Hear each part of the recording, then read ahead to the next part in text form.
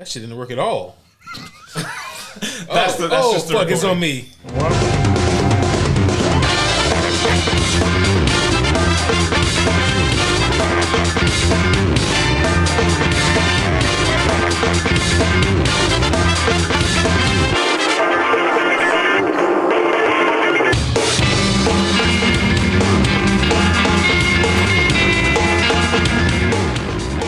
Please tell me you intend to leave that in. Honestly, that has to stay in. That matches this entire experience so much. Oh shit. That didn't work at all. Oh, it is on me. Still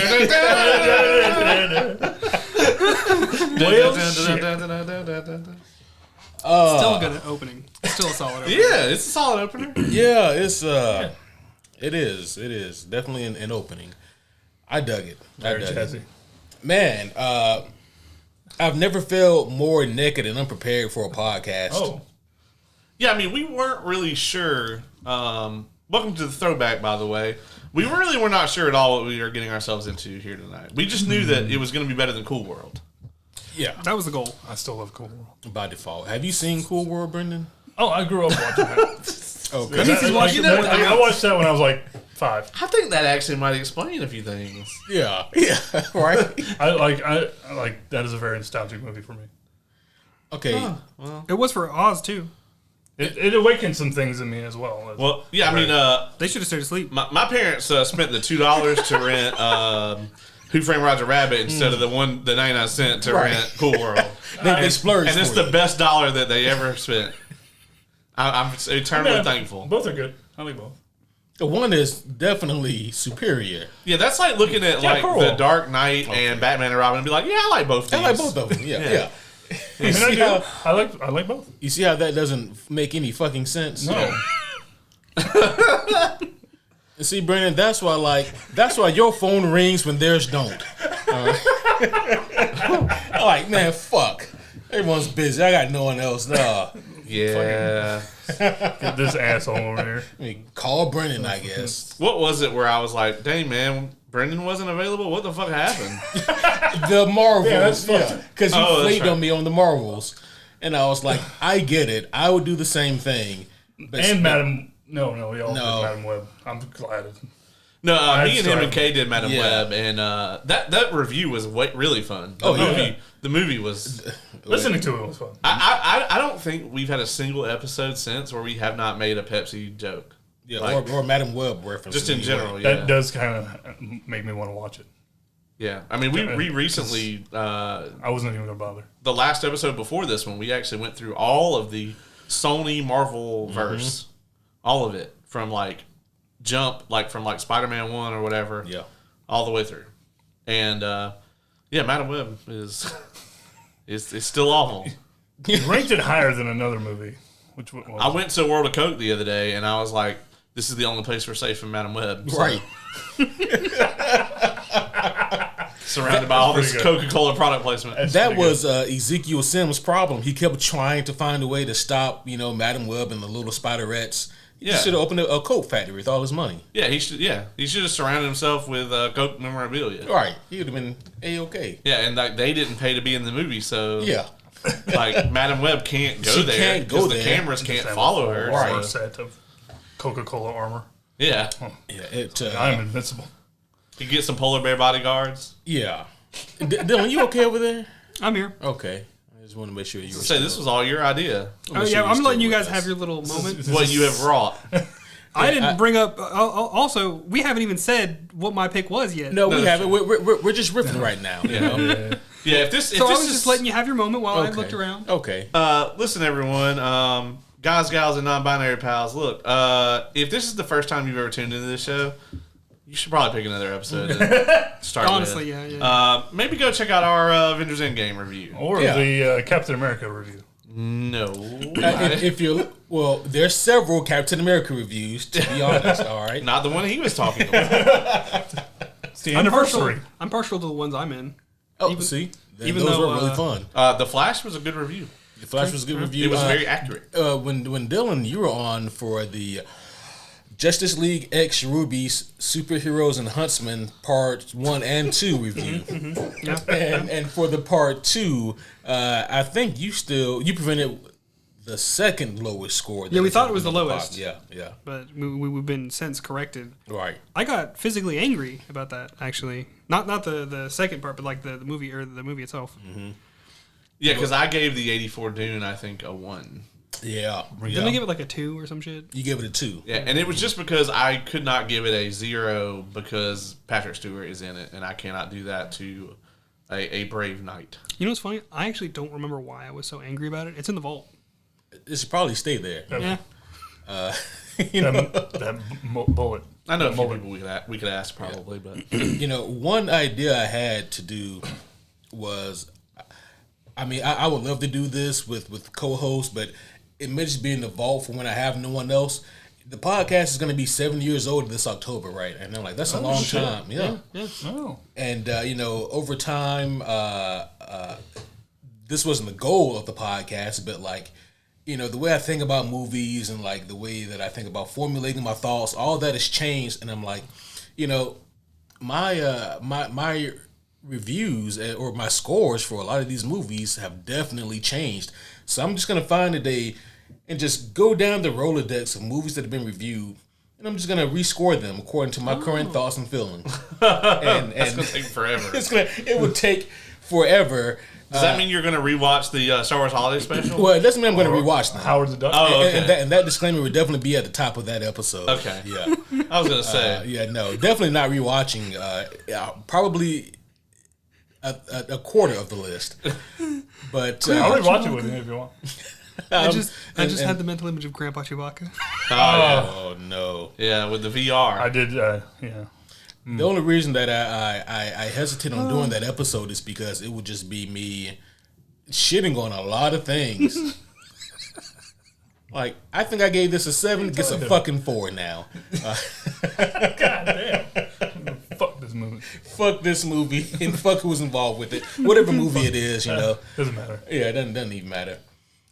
Yeah. So tonight is a very special and interesting night. First of all, as of this recording, it is the 4th of July that we're recording this on. I forgot to install. I forgot to install firework explosions. No, we were just shut down when we tried to do that. Oh. Isn't that the committee's job or the orchestra? They're like zoning wasn't right. And I have to submit. The request to the committee first. It took me a year and a half to get that Lex Luthor wrong button installed. There was so much litigation. It originally was only going to take 6 months, but then Kevin Spacey got in all that trouble. Yeah. And so then there was more red tape. All these other hoops we had to jump through about how problematic it is. Yeah, and we're actually charged like $5 per use of that button. Yeah. So it's a whole thing. That's why we can't play the final countdown. Yeah. Well, that is a deep reference. But we are here today for to actually talk about something and not just ramble. But I can guarantee you guys, and we've said this before in previous episodes, I'm going to give you guys this disclaimer again here. If you are truly a fan of this obscure ass movie and or TV show, I want to tell you this up front. If this episode is 90 minutes, 57 of it will be us bullshitting. Yes. Yeah, that's fair. All right. Absolutely. not wrong. And honestly, if you're a fan of this specific thing, that's a great ratio because Mean Girls was 2 hours, and we only talked about that for maybe 40 minutes of the 2 hours that we reviewed it. Yeah, That's true. Yeah, so just FYI. But the reason why we're doing this is because this is the most patriotic movie we could think of. I was going to say, like, it's 4th of July. The White House does get attacked. He the does. White House got bombed. The library got lit on fire. America gets fucked. I mean, I think it's an accurate representation of the state of affairs. Damn. Okay. No, but this is part of the Throwback series where once a month we each take a turn selecting a movie from the past and we bring it back to watch and review. We had a bit of a snafu with this one. There were some technical difficulties. This is a 3-part series, and we were able to catch parts 1, and we could have possibly watch part 3. Yeah, but 2 and by connection 3 were not available to us. Yeah. So to explain, this is a movie, but it's an anime OVA, which means it went straight to DVD. I'm pretty sure there was no showing anywhere, and it's a movie that is split up into 3 parts. You can buy it as a movie, but most of them are in the 3 episodic parts. And even though this one's not super old, it is not streaming anywhere. Apparently, it is not easy to find and download. Wasn't Evangelion OVA as well, though? I think so. Yeah, Actually, yeah. I'm not sure. I'm not 100% on that. I've never seen Evangelion. There a lot of things are OVAs. It really doesn't mean too much. I was gonna say, what does that actually mean? Yeah, what does it stand for? I don't remember. Okay. Look it up. God damn it! Thanks, Silly. It stands for look it up, asshole. Google it. That doesn't make any sense. It's a language barrier, you know. Oh, okay. Should we do introductions while you're looking at that? We should do introductions. I got it. Since I I'm don't a know who co-host, I am. I have the power to do this. Here today we have the homie Brendan. Welcome back. Which button went to? Wow. All right, that was great. We also have myself promoted to co-host very recently. I am the homie Caleb. What? We have the homie Ace here as usual. What up? Very few episodes without the homie Ace. Have there been? Has there been? I don't think there's been any. Me and Oz have joked about like when he like goes out of town and shit, just like recording to an his house. episode, just the two of us. No, I got the stuff to record it at home. That's the fun part about it, though, is that like by the nature of the Throwback series, there will be episodes without me. Oh shit, you're right. Yeah. Yeah, he will have to rotate out. Yeah. You raise a good point. And then we have the person who picked this subject matter tonight. We have the homie Dylan. Hello. He has sat through all kinds of shit to arrive here. I deserved none of it. You keep saying we kind of just started this. The fuck did I do to deserve Cool World? Okay, listen. That was a gift. all of the person who was responsible for Cool World is not here. All I'm saying is, what the hell did I do? I said all the people. You have to take that up with Oz. Yeah, So- I've tried. So this is actually our first episode where we had someone rotate out. That's true. So the way that the rotation works is you get your pick, and then you have to be on the next episode because if you pick some fuck shit, you must suffer. And then you skip one. Consequences. So I actually won't be on the next one. Right. Well, I have a question about that because we've only done this if we do this part 2. If we do the part 2 and 3, it'll be same crew. Okay. But for the next pick, like for Ace's pick, I won't be here. Even though it would be hilarious if Caleb wasn't here for the part 2 and Oz has to sit Has in. to just He watch has part no 2 and idea 3. what the fuck's going on. I would not have. I would make it so he could not watch the first episode. It would mess up the rotation. He would only though, watch 2 so. and 3. By the way, original voice animation. That is what OVA stands for. I actually did know that, but I forgot. I'll be honest, because I looked it up before. Whenever we were first trying to get the download for it. And this is from 2001, man. This is like before voice actors were respected in America. Right. So it's kind of probably good that there's not a dub. Yeah. I mean, because like the best dub you would have got in 01 was like Funimation. So This is a one. Ooh. speaking of dubbing and speaking of dubbing and subtitles and all that, I'm curious how much you guys were able to retain because like I've watched anime a long time, so like I'm very Please used don't ask to me that watching a question. show and reading subtitles at the same time. Yeah, me too. I don't want to answer that question. I mean, I actually, so this is just going to tell you how much of a fucking nerd I am. If you know, you just listened to the show for the first time and I told you to go listen to something else. Lord of the Rings is actually the reason that I started watching things with subtitles. Like I had seen anime with subtitles before then, but I got the extended editions of the Lord of the Rings movies as they came out, and like, you know, there's a lot of like terms and things in those movies true, that yeah. are like weird. You know, they're in different languages and things if you've never read Lord of the Rings. So I started watching those with the subtitles on so I could get like every little fucking last detail of the lore. And so, yeah, I mean, ever since then, I've just kind of I'm one of those like, I watch stuff with subtitles on. I just have auditory issues. Yeah. To the point where like when I go to watch a movie, it actually kind of like, I have a few moments there at the start where I kind of have to adjust to like, okay, I can just chill and listen to this. You know So. what? I'm glad I'm not the only one actually. Yeah, no, yeah. I that do specific it. spot. I do it because I'm old. I don't know. I don't know that that's an I age don't know. thing, you know? What? Yeah, I don't think he hit a What certain does your age. age and all have of a to do sudden with you need- having need subtitles? I mean, because a lot of older people, they go, I need subtitles. It's either because their hearing is gone or You know what's wild? nature. Yeah. Are you I don't losing think- your hair? I don't No. think I've ever heard an older person. I might have heard once an older person ask for subtitles. Yeah. I'm always the one that's like, hey, can we put I subtitles honestly on? can't do it. Because it's one of those things where it's like you rarely, if ever, see children or teenagers with subtitles, but it's as you age where you start to turn them on. You good? Yeah. Okay. I'm perpetually 14, so it's all right. Well, that's true, Brendan. You're Brendan. Yeah. So the movie of today is Read or Die. Now I'm gonna make a bold assumption here, and assume that most of the homies are not familiar with this. Yeah. That's probably a fair. Who let him have a knife? Give me that. What? I told you to put I that know. shit I forgot. I forgot. I'm never gonna have anything. Yeah, honestly, I think this is immensely more. Not fair at all. This is immensely more obscure than our episode 500. So I mean, yeah. whenever Which I brought was this up Mistborn. originally, I specifically was like, all right.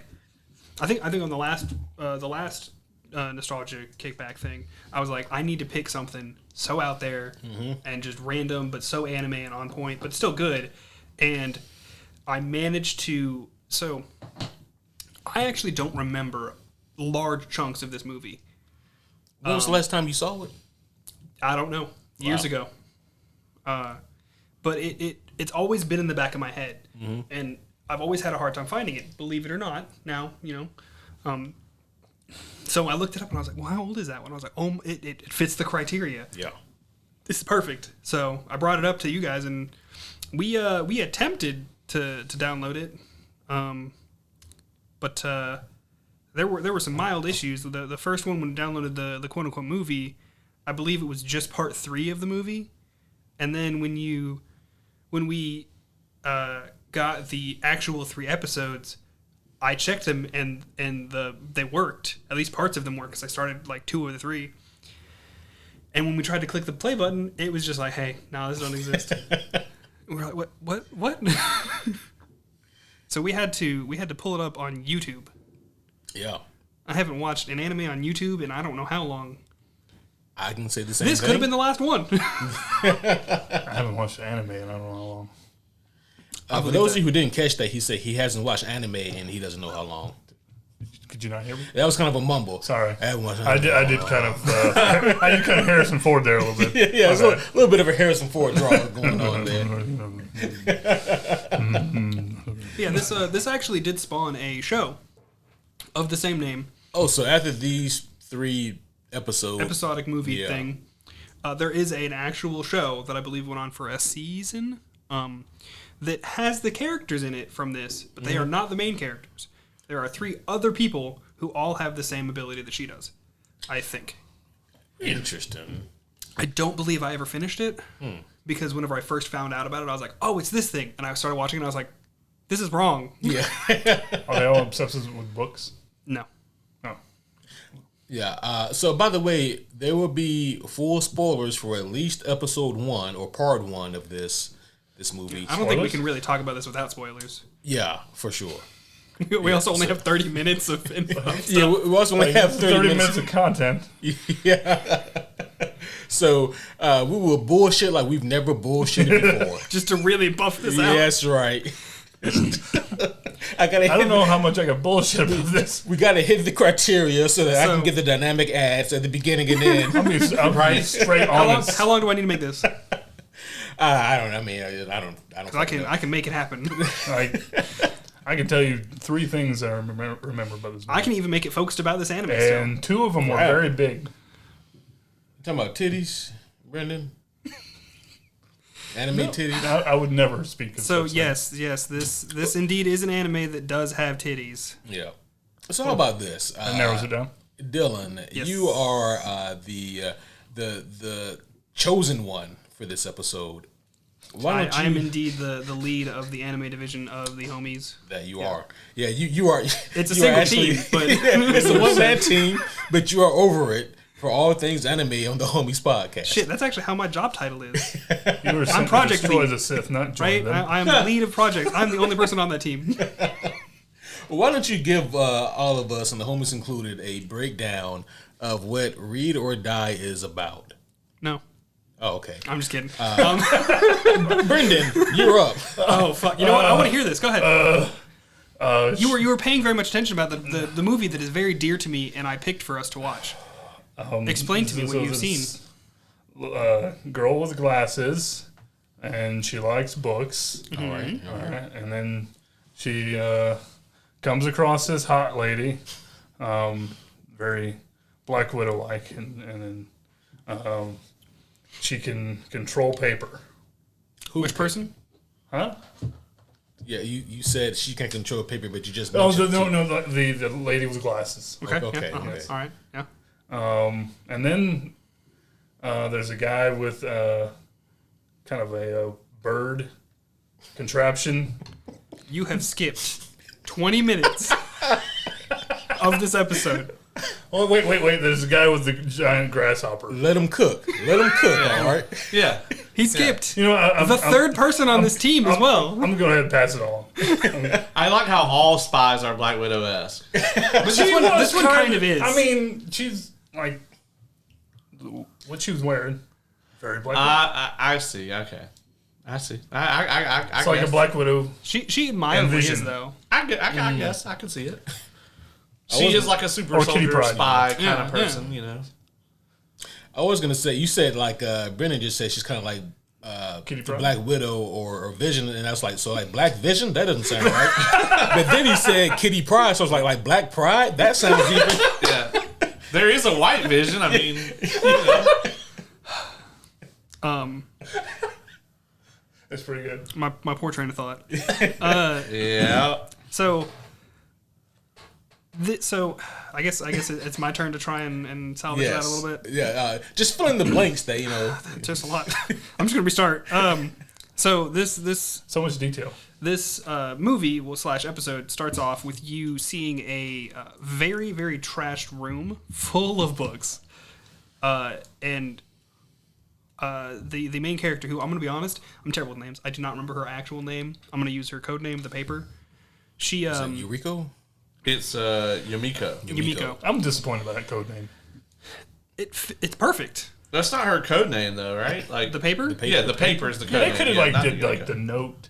No, The Paper. Her partridge. power is paper. Yeah, but It is a little on the nose, admittedly. Yeah. Yeah, but like, how the hell are you gonna? If I heard, The Paper as a code name, I'd be like, what the fuck does that mean? And then she murders me with paper. I'm never gonna see that shit coming. Oh, apparently there is an English dub of this, and in the English dub, she's Agent Paper.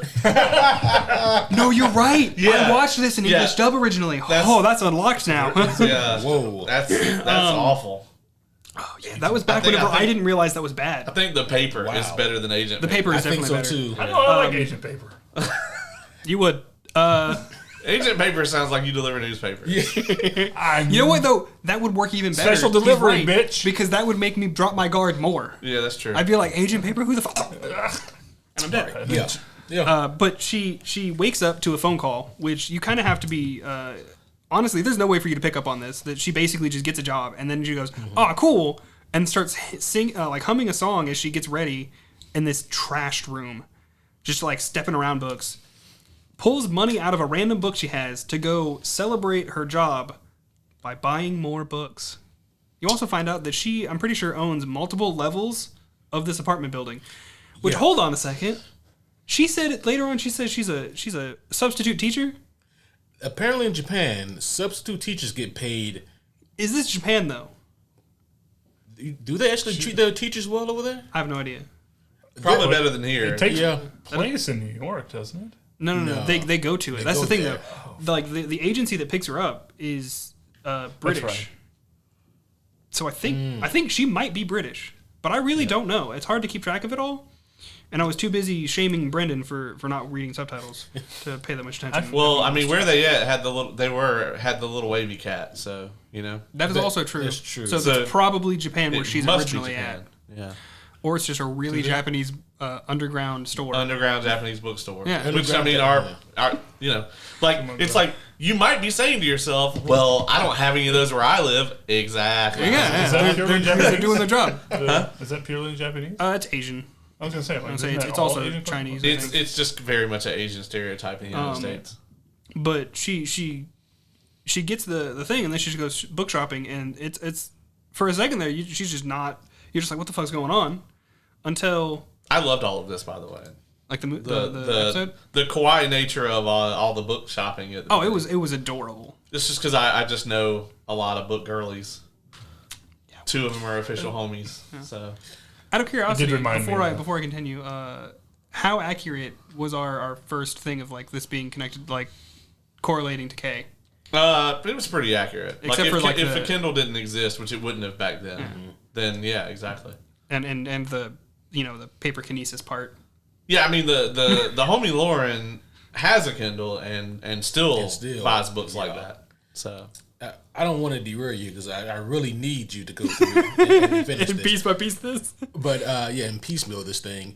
But that just reminded me, it was a couple of weeks ago, and homies, those of you who are collectors probably have heard about this, but there was a big warehouse blowout sale that this bookstore only does this, I think once every 3 months or something like that.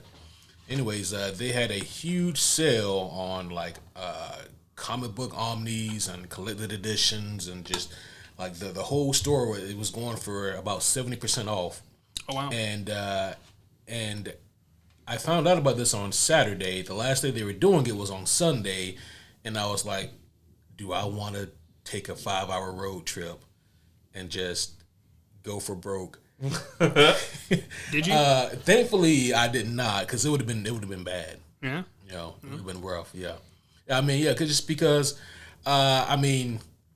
would it have been as bad as the paper on her spree? I don't have that kind of money. Neither did she, apparently. No, she did not. But I'm not putting a bunch of comic books on a credit card and then maxing that bitch out. Right. I've got a lot of credit cards. That's a lot of comics. And it seemed like, well, it depends on which comics. Yeah. That's still a lot of comics. It depends on which comics. Yeah, you pick up, you find like a Detective Comics 27 for some reason. Mm-hmm. What price it might be one comic. Out of curiosity, I don't really know, so I'm just curious. Spitball it to me. Between $2 and $3 million. I don't have that much credit card. So that's negative one book. Yeah. I knew it was going to be bad, so I was like, how bad? Yeah. What is this? Yeah. Anyways, I decided not to do it, and then after I didn't, like the anxiety and the FOMO, after that wore off, I could breathe a sigh of relief knowing that I didn't take a 5-hour road trip one way to go buy a bunch of books that I may or may not need or would have ever read otherwise had they not been on sale. See, here's the difference between you and the paper, though. Mm-hmm. She would have read every one of those. Yeah, she would have took that road trip for sure. She was. I would safely say she has read every book within her apartment building. Yeah, but she owns the whole building. Right. Yeah. I still don't understand that. She makes money. Granted, she's also part of this like random secret service thing because this is not the first time she talked to these people. Anyway, I'm jumping ahead. My bad. Yeah. It had to be in Japan because she paid in yen. Yeah. That's fair. Yeah, that's fair. and she meets Miss Deep, who's the secondary character. Well, yeah, you don't know who that is, but she meets the character in the bookstore. The Deep. Originally. She meets not the Deep. She's like, Not the Deep. You messed me up on that. That'll be in a couple weeks in our The Boys season 4 part 2 review. But she goes into I don't know how she knew about this place, but she went to a secret underground bookstore where like she had to put a code in a elevator to get down to. I think it was like 11122. Something like that. And then she hit a button, they popped out. Like, what the hell? It's not like Fight Club for books. We don't talk about that. Oh, my bad. So she goes down there. There's like no one else in this freaking store until she bumps into Nancy, who is Deep, is her code name, in disguise. And That's a librarian. Yep. Was it a librarian? I assume so, right? Maybe not, though. I don't think she was. Just a patron? I think she's just a person. I don't know. She did look like a librarian, though. And the paper ends up... They're reaching for the same book, which is like the plot of this whole movie, kind of. And the paper ends up being like, nah, I grabbed this book first. This is mine. Fuck off. You see I want to say in the store as well is actually Mr. Anderson as well, the third agent. Yeah. Because we did make a joke. You and I Yeah, we did. simultaneously. Mr. Anderson. And the guy's name is Drake Anderson. Yeah, Drake Anderson. Which in 2001 seems like a bunch of Japanese people in a writer's room going, like, what's an American? Yeah. What is the most Drake American? Anderson. Yeah. It fits. It is a cool name. And he's like a super stereotypical like American soldier type. Well, I mean, he's actually less stereotypical than a lot of Americans in anime. I agree with that. Yeah, they made sure to make him like big, broad, and blonde. And he did not have a single. He did not have a single American flag on him, which is true. Yeah, it's true. When Capcom made Guile for Street Fighter, Exactly. I didn't give a fuck. Well, I mean, even the dude in fucking Yu-Gi-Oh. I'm not familiar with Yu-Gi-Oh. I mean, to be fair, Ken There was a dude who before Guile. had a bandana And he didn't that have was it. just an American flag, and I think he had another American something on his shirt. But I don't know if you guys picked up on this whenever she first went to that bookstore, but Nancy almost killed her there. Yeah. Did she? Yeah. Yeah, she started reaching in her like shirt for something, but then that's when I think it's Drake that's there. Some other patron pops up and bumps into her, and then Deep's just gone. Nancy's just.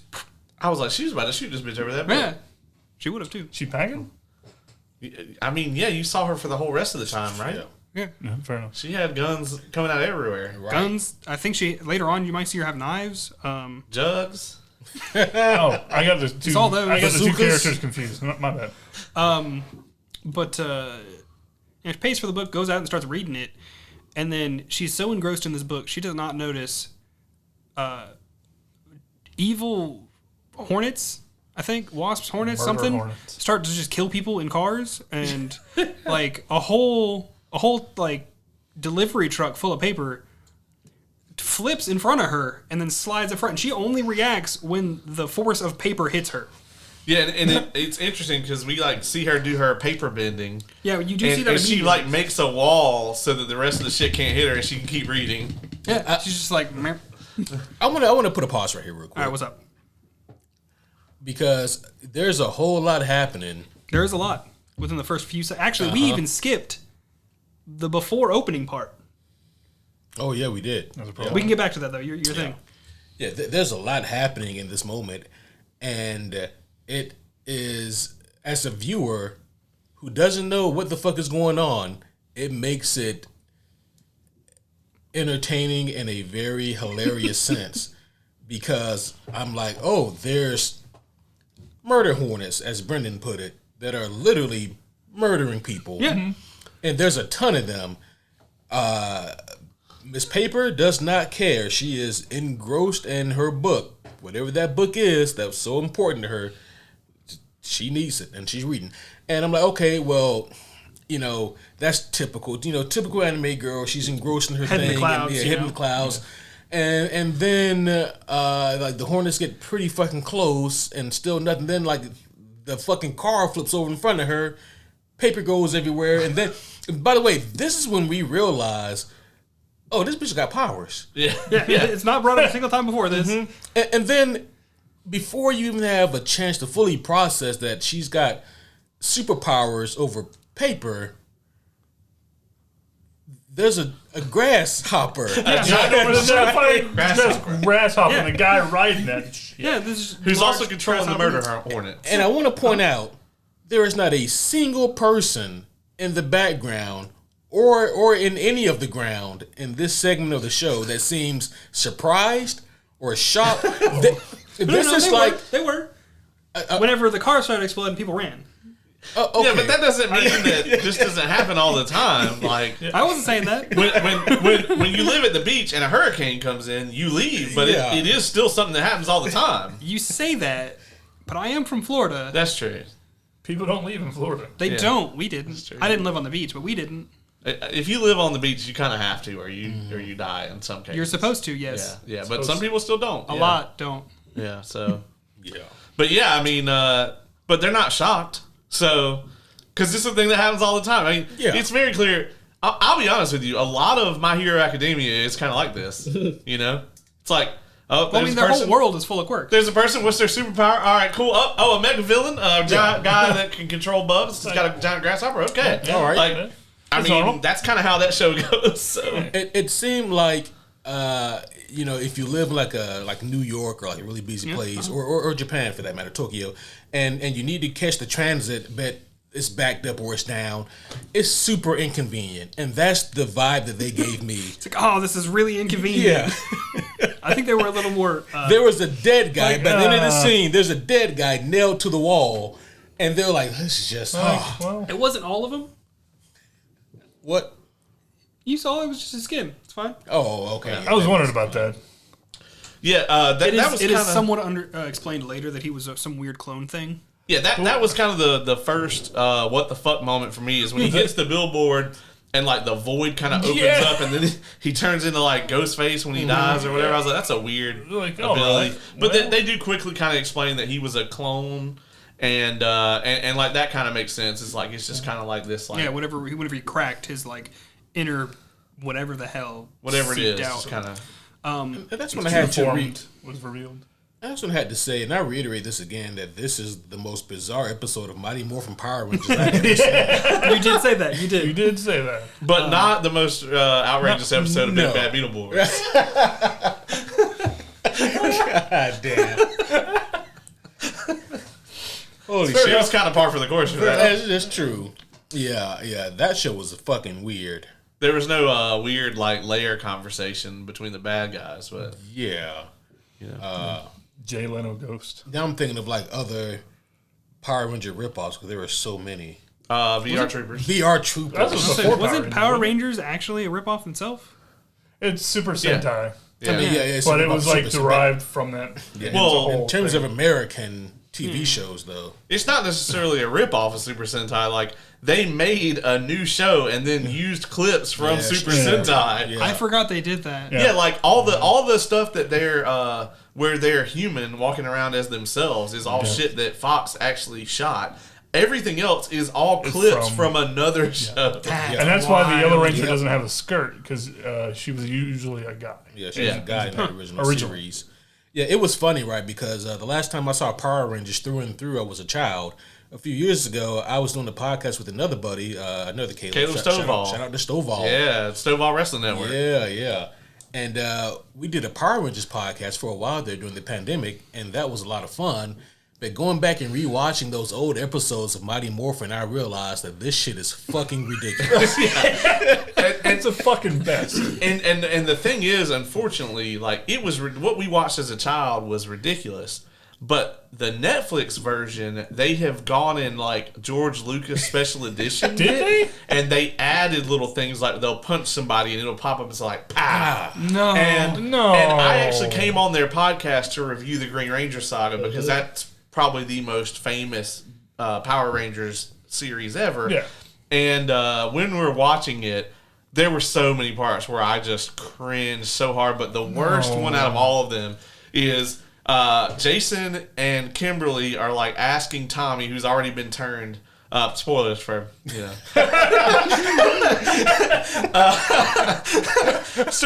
spoilers for this 1996 plotline. Fucking Power Rangers. And Tommy's already been turned, and they're like, "Hey, do you want to like go? I think to the juice bar with us after school or whatever." And he's like, "No, I'm busy." And then it pops up betrayal at the bottom of the screen in big ass letters, and that's the part where I almost fucking died. What the fuck? Why can't they just leave shit alone? Why? Another reason why the shit was so ridiculous looking at as an adult is you realize it seems like almost like the juice bar is attached to the school. I don't know if it is. Is it not? I don't think it is. It's not. No, they leave the school to go to the. It's got to be like right next to it or something. I'm glad you say that. Okay, so think about the landscape. What's the layout of Angel Grove? Think about the layout of Angel Grove. All right. So where is Zordon? Where is his fucking facility located? In the desert. In the desert. Middle of fucking nowhere. And where do all the fights take place? All the big battles In the city. in the city, full of Japanese people. And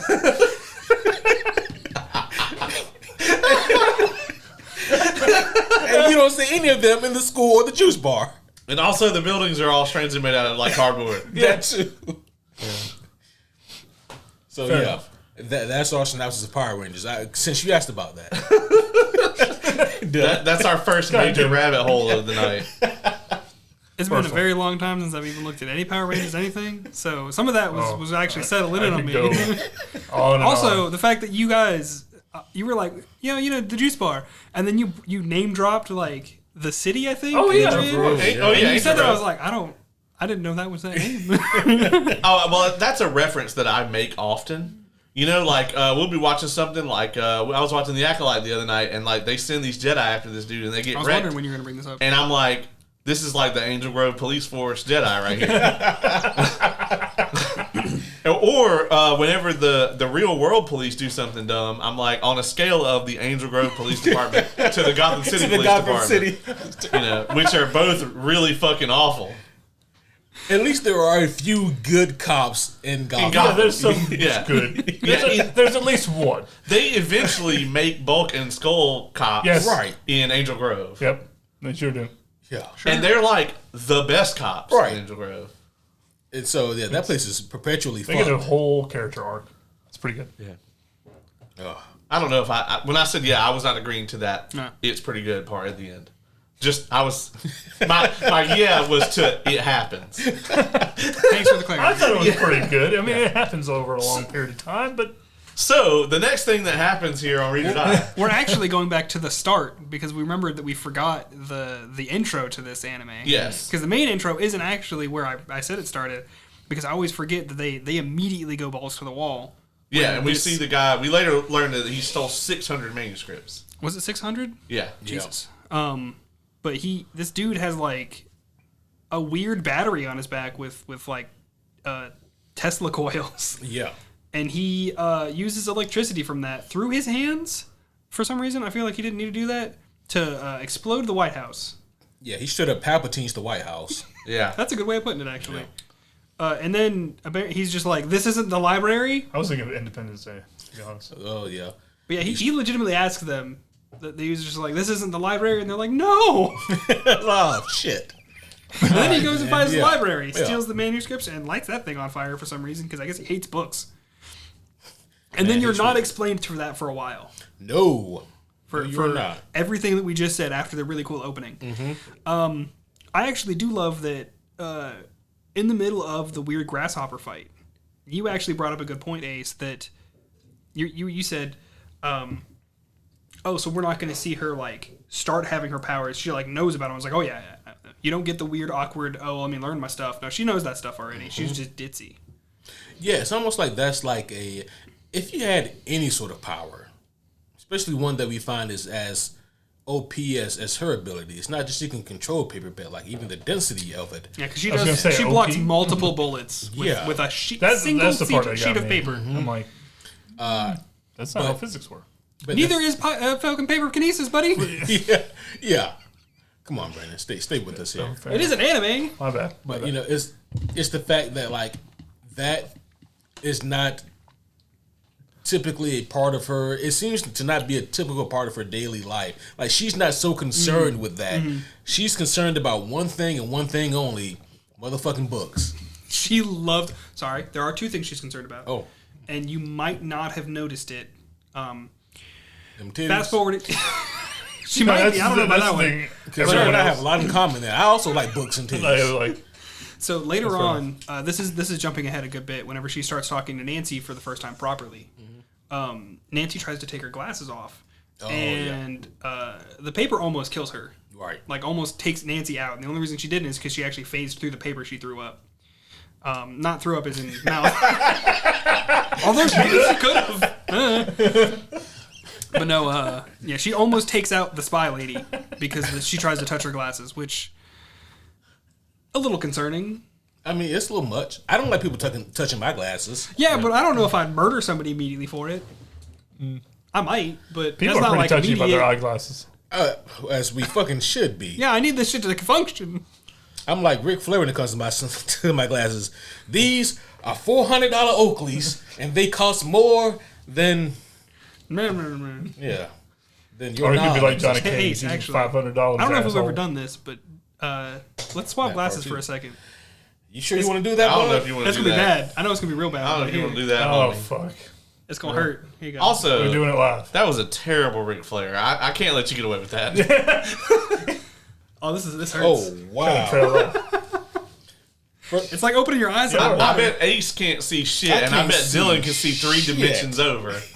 No, I couldn't see a damn thing. That hurts. I've actually put Ace's glasses on before, and like I don't need glasses, right? And like putting Ace's glasses on, I was like, I think I can see comparable- like Mars, motherfucker.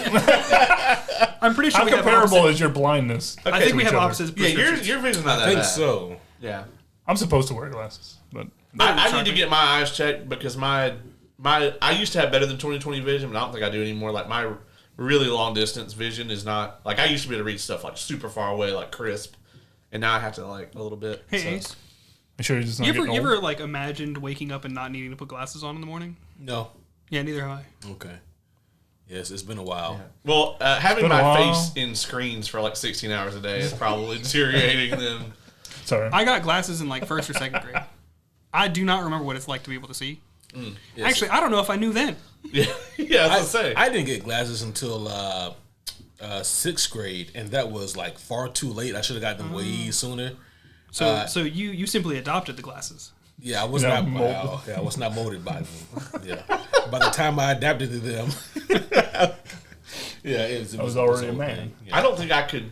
Number one, the number one problem for me is I don't think I could keep up with glasses. If I You had learned one. to. That's why. And number two is like I don't think I could get used to having something on my face. You learned to. yeah. So like honestly, like if all of that, if it ever Just becomes comes to part of that, your I'll probably face. just get LASIK done. I would love to. I'm a candidate for it. Yeah, It's just $4,000 that I don't have. correct. I mean, I don't have it either, but I'd come up with it. I don't want know a if house. I would. I don't know if you, we're rabbit holing hard. I don't know if you guys are familiar. You did warn them at the start of this. I did. Yeah, I don't know if you guys are familiar with Hannibal Buress, the comedian. yeah. He exposed Bill Cosby. Yeah, that guy. Yeah. Yeah. Did he? Yeah, it was him. Through jokes. But he used to have glasses on, and that's how I knew him, was he had glasses. And then he even made a joke about it afterwards, but he got LASIK done and he no longer wears Is that them. what happened? Yeah, and like that's why if you look at him and you're like, he looks different. Yeah, That's something's different about him. fucking Like, why. oh, he's supposed to be fucking glasses. Yeah, I'm like, why is he squinting at me? But that's just his face. This is always. And see, that's what I always mean. squinting. Like naked face is just, And it's it's off-putting It's round. it is. Yeah, like it. because the glasses become Put 'em part back of on, your yeah. face. So this is gonna sound weird, but you without the glasses with your hair down doesn't fuck with me for whatever reason, but with it up it does. I don't Really? know. Oh, Yeah, it's weird. Dylan, if you take your glasses off and let your hair down, you turn into like a perfect 10. Is that what happens? I do not think so. I But here you don't, I go. don't think I suggested that, but we're gonna see right now. I wish we were recording this video because Not another teen movie. Motherfucking Fabio. I told you, over here. yeah. He doesn't look weird with the hair down without the glasses. Oh my Yeah. god, he's beautiful. He's fucking gorgeous. Oh, he say does I wasn't have before? he does have very luxurious hair, but I already knew that, Look, I do a lot for my hair. and Ace already knew it too. Is that what happened when you started staring at him that one day at last year's MomoCon? We He don't was talk staring about at me. Oh, you don't know about the roadhead. Anyway, Oh, so I'm just going to ignore the allegations. allegations. allegation. They are allegations. I don't. I just That was stated I'm ignoring confirmed. them. I mean, they're allegations in like the way that like the allegations against Drake are allegations, Oh, or like the allegations against like Diddy are allegations. Hey, they're both still free. Correct. All right. Yeah. They're, technically. they're highly substantiated allegations. I mean, how is it? Listen, allegedly, OJ killed 2 people. He was acquitted of all That's charges. true.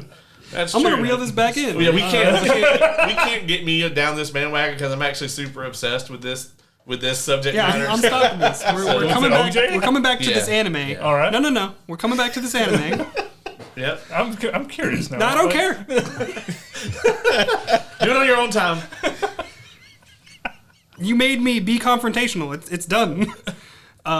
We were at So after the weird bug motherfucker, we find out that she just magically bumps into the director Of the secret of the agency. secret group that hired her, Yeah. and It kind of looked like maybe he was looking for her. No. No? Okay. Because he had sent Nancy. Right. So he was there because of that. She just happened to go to the right store and buy the right book. So at this point in time, we don't know the importance of this book. No. You actually aren't going to know it for a little bit. I was gonna say, like, they never explained what's so important about this goddamn. They explained book. a little bit of it. You weren't reading. Oh. Fuck. Never mind. Not a lot though. Now another interesting thing What's reading? is that I believe this book is in German. Huh. Because I believe whenever it translated the title, one of the times it said in German. Yeah. So she's actually bilingual at Oh, least. yeah, she's got to be, huh? That was just a little Easter thing, a little Easter egg. But what happens next is they end up going to the gigantic underground facility, I think. I'm pretty sure it was underground. It could be. But that thing was massive. And she gets introduced to she gets introduced to Nancy, who originally doesn't give her code name. And she's just like, we're only on this for this mission. I'm not going to give you my name. It's code names are the code name for a reason.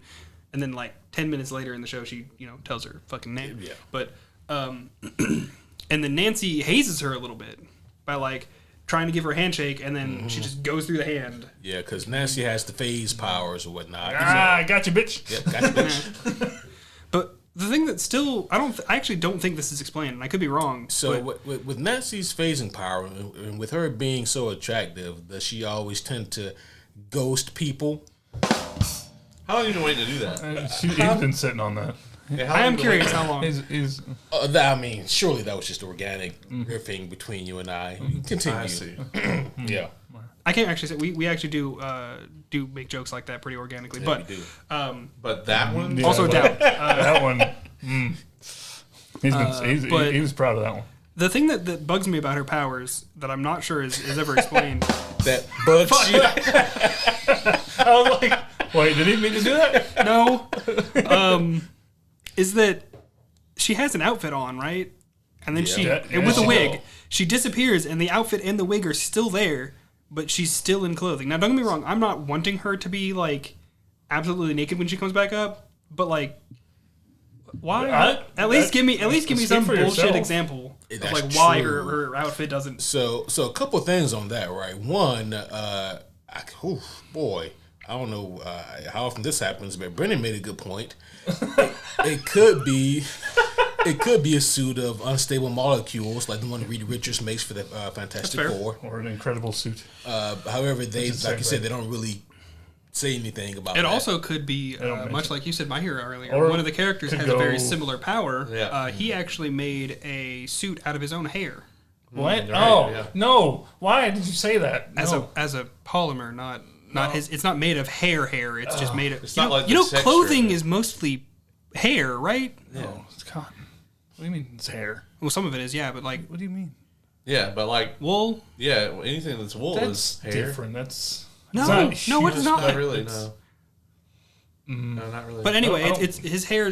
Also, it's anime, but it was also processed and all that, so it doesn't look like hair. It looks like a suit. But Also, I don't like that. I was thinking, like, remember The Boys season 3? Huey takes the temporary V, and yeah. he's fucking naked Huey, and I'm like, that tracks so Yeah, much. right? yeah. It's also the explanation from before because anime. yeah, But, that's right, true. Because yeah. anime. One thing though that I really did enjoy about the paper here in general is she's so confident with her abilities already. Oh, like, it's just natural. Yeah, like she's insanely good with it. Like for most of this entire episode, she doesn't actually try to even fight these people. Like she's literally just trying to get her book back, That is her one priority. and she is like so just like it's kind of effortless with her paper bending, which is what I'm It is. It's coining it as. I mean, No, it's straight up just paper yeah, bending. And I actually really like that. That's actually like a really nice change from what we like typically see from a superhero thing, because it's usually either like, okay, the person already has their powers or whatever, and they are like learning to control them, or they're Shit working with them. on. There's usually like this, a common trope is like there's this one thing that they have been trying to do and can't do it, and like they usually try it a bunch during the story, and then at some pivotal moment they finally can do it. Not to say that that's a bad thing. Yeah, it just tends to do that. I was gonna say that shit's all through Stormlight Archive, like, but like there's various levels of use of it, or they like don't know they have powers at all, and that they discover that they have powers. We get that a lot in like X-Men stuff. It's very very common, and that's kind of what I think we were all thinking was going to happen with her at the beginning. It's like we were going to find out that she can do this along with her, but she's like, no, I'm already like a grandmaster of this shit. So to explain why that was the case a little bit, the only thing I told these guys when I told them about this movie is like, all right, I told them how the episode thing is, and then I was like, and there's a girl in it who has paperkinesis. That is it. That was the full stop. Yep. Yeah. I did not warn them about Nancy. I did not warn them about the electric dude, nor the bug dude. Nor Also had questions about her paperkinesis. Like, I have no answers. Where does it stop? I have zero answers. Does she control cardboard? I literally Wood? just still zero answers. Like you don't have them, or you won't give them. I don't have them. Okay, cool. I'm not angry at that, right? No, like, no. It doesn't seem like the plot of this show requires them to explain all this shit. It does not. Yeah, it's interesting, right? Because the tone of the show I really dig, because the tone presents like they are taking it seriously and yet not at all. Mm-hmm. And I think that kind of works perfectly for it. So getting no explanations is fine for this. It just kind of adds to the humor. It adds to the what the fuck factor of the show. And also like there's varying levels of that, right? There's a very different vibe from all the other characters except for the paper. Yeah. Yeah, Like true. they're somewhat whimsical, just a bit, you know, which is typical for anime, especially of the time. But like, the paper doesn't give a fuck. Like, she's not about the main storyline at all. Like, she has one main quest, and it is to get this book and read it. Actually, that's a good like segue point to the next part that happens, which he talks to like the director. I think I'm not sure what his title is, but the reverse Kano old guy. Yeah. Kano fused with Dark Knight Returns, Oliver Queen. Yeah. Him down wheelchair. That's a very Weird specific wheelchair goal. too. It was really specific. He, whenever they offer her the job, they're like, "All right, we need you to help with this for world peace," and she's just like, "But how much am I getting money?" Yeah, I need money for books. Mm-hmm. And they're like, "Well," and she's like, "I also have a job." This is where you find out she's an assistant teacher, or like a substitute teacher, because they're just like, "But do you not care about the world?" And she's like, "Yeah, but after the world's saved, I still need a job. I need to be able to afford books." And then she says, "I also have unpaid bills." Right. Like, also priorities. Yeah. And they're like, "We'll compensate you." And then she brings up like further past that. He's like, "Well, what about my unpaid stuff?" Yeah, I mean, she owns a whole building, so that's got to get expensive. Got to. But also that means that she knew this was going to happen and went on that book buying spree on purpose, I think. Right. Yeah. She fucking knew, and I respect that, actually. But that shit would do. At no point was she like, "Oh, I need to save the world." She was just like, "Can I have my book back?" Yeah, I need my book back, number one. Number two, I need money so that I can still afford more books when this whole thing is over And with. sometimes food. Yeah, and only when all of these terms and conditions are met will you get agent paper. Agent paper. Not to be confused with Paperboy from Atlanta. Right. Yeah. Which also a superhero of sorts. Yes, of course. Yeah. He has a similar superpower, but he is fueled by lemon pepper wet. Yeah. As most of us are. Yeah.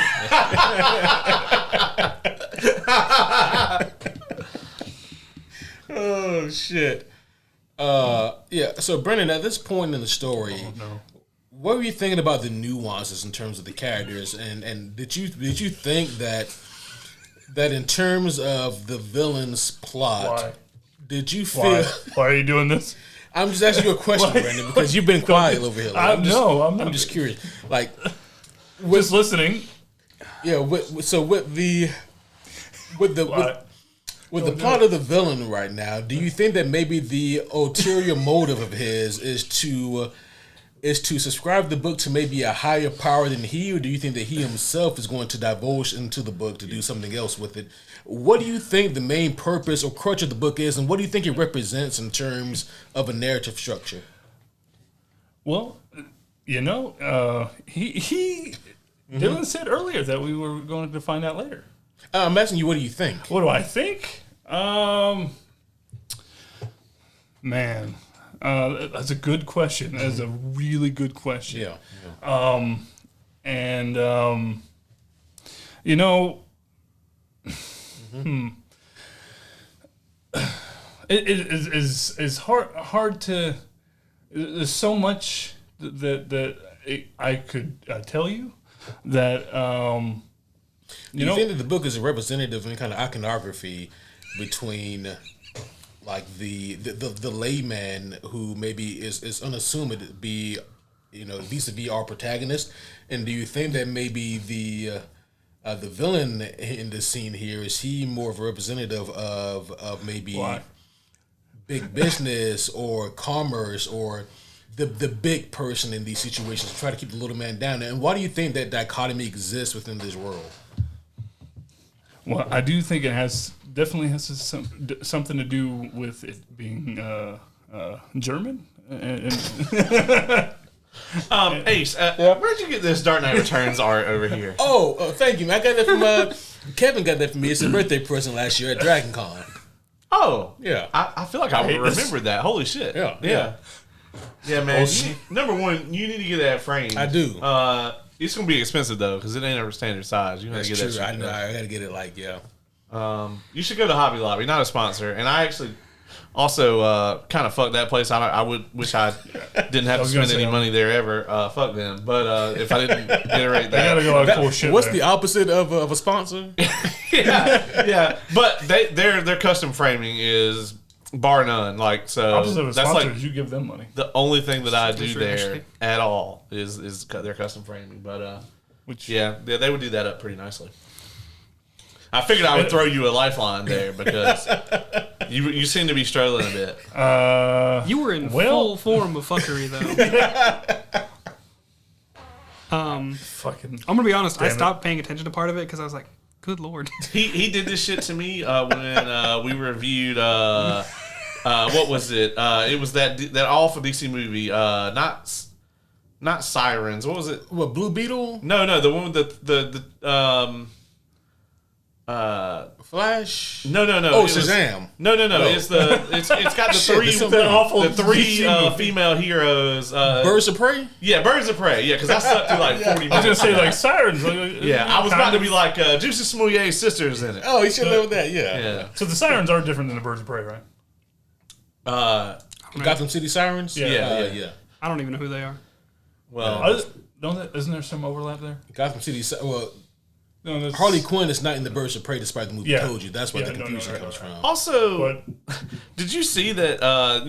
We all know that Suicide Squad game is terrible, right? Mm-hmm. Did you see that? I guess in their infinite wisdom, they were like, "Okay, no one likes this game, so what we're gonna do is we're gonna put out, we're gonna look deep into our catalog and try to find some heroes or villains." Or anti-heroes and try to get somebody that people really connect with and really love, and we'll put them out as DLC to make an extra buck because everyone will want to play as this character. Yeah. And then they came out with the Mrs. Freeze pack. Yeah. Are you serious? Yeah. They tried zero. And here's the thing, right? What the fuck? That was the this temperature? Is supposed to... All right, so fuck you. But also, this is supposed to be within the same vein or the same literal universe as the Arkham games, and so is it really? Yeah, it's supposed to be. There's a cosplay Joker that I've seen. I have not played the game, but there's that cosplay. Are we talking about Arkham Knights or Suicide Squad? Suicide Squad, but both of them are supposedly in Arkham. Are they really? Yeah. Yeah, I mean, you wouldn't know that by. But the thing of it is though is that if you've played the DLC for Arkham Knight, you get a spiritual successor or sequel to Heart of Ice, the classic Mr. Freeze episode in the animated series, because that episode and that DLC in Arkham Knight were both written by the same person, Bruce Timm. So he wrote a lot of put that in Arkham Knight. Yeah, that's cool. And and this is a really cool and really kind of satisfying, heartbreaking conclusion to Mr. Freeze's story and how things go with Nora and his conclusion, basically. See, that makes me want to play that. I have not played it yet. And it was really, really good, really well done, and it really touched a lot of the players. Fast forward to this Suicide Squad game, and these developers, I don't even know if they know that Nora exists. I don't know if they're familiar with like the source material to any degree. I don't know if they know that Mr. Freeze and Batman went through this whole ordeal. I don't think they have any idea, because if you want to have like, the problem isn't a female Freeze. The problem is that you didn't do the layup, which is Nora, his wife. You instead just say, let's just fucking gender swap Victor and call it a day. It's just lowest form of, I don't understand of the entertainment that they can come up with. It's really awful. So, a way to mildly segue it back. Do you guys think? That even though you've only watched 30 minutes of it, did this do any? Did this do any like lazy moments? I think some of the. I mean, obviously, I'll go ahead and put this out here for you. Ace here, he hates a chase. And as a matter of fact, you should trademark that. Ace hates a chase. He hates a chase scene. So I got to ask you on that. This is a lot of chase scenes. What did you think of the big chase scene with the vulture guy? Does he get a name? He yelled his name like 4 times. Oh. Yeah, he did. I forgot it too, though. They call him King of the Skies. That's right. Yeah, they call him the Ariel King of the Skies. They say his name too. Yeah. It's like I don't remember his name. It's some German thing. Yeah. Was he German? Eagle Man. Eagle Man. That was not his name. And Are he you was sure? German. I'm fairly sure he was German Okay. anyway. Yeah. He was like some German inventor or something. Skyfly German Man. That's not his name. If It for sounded whatever like a B or reason he something. did not have eyes, Johann Schmidt. He had eyes. not eye pupils, Yeah, no pupils. He's not. extra evil. I thought that the chase scene was. I mean, I thought it was fine. Like Where's that? it was at least. Leave the board alone, Brendan. It was at least original, because we get to see more papering abilities. Yeah. And like I wanted to see like what are the limits that they take this to, and then I realized that the limits were preposterous with her abilities, and it just made it that more funny for me to watch. But my problem with chasing is that they always lead to one thing: either the bad guy gets away or he doesn't. Either they get the MacGuffin or they don't. And I mean, it's a means to an end. And also like because this was more of an aerial chase instead of a car chase, but even still, like most of the aerial chases are also bad too. So disregard that. I also just realized that we really didn't skip too much, because after they start their thing to go to the, I think they went to the library.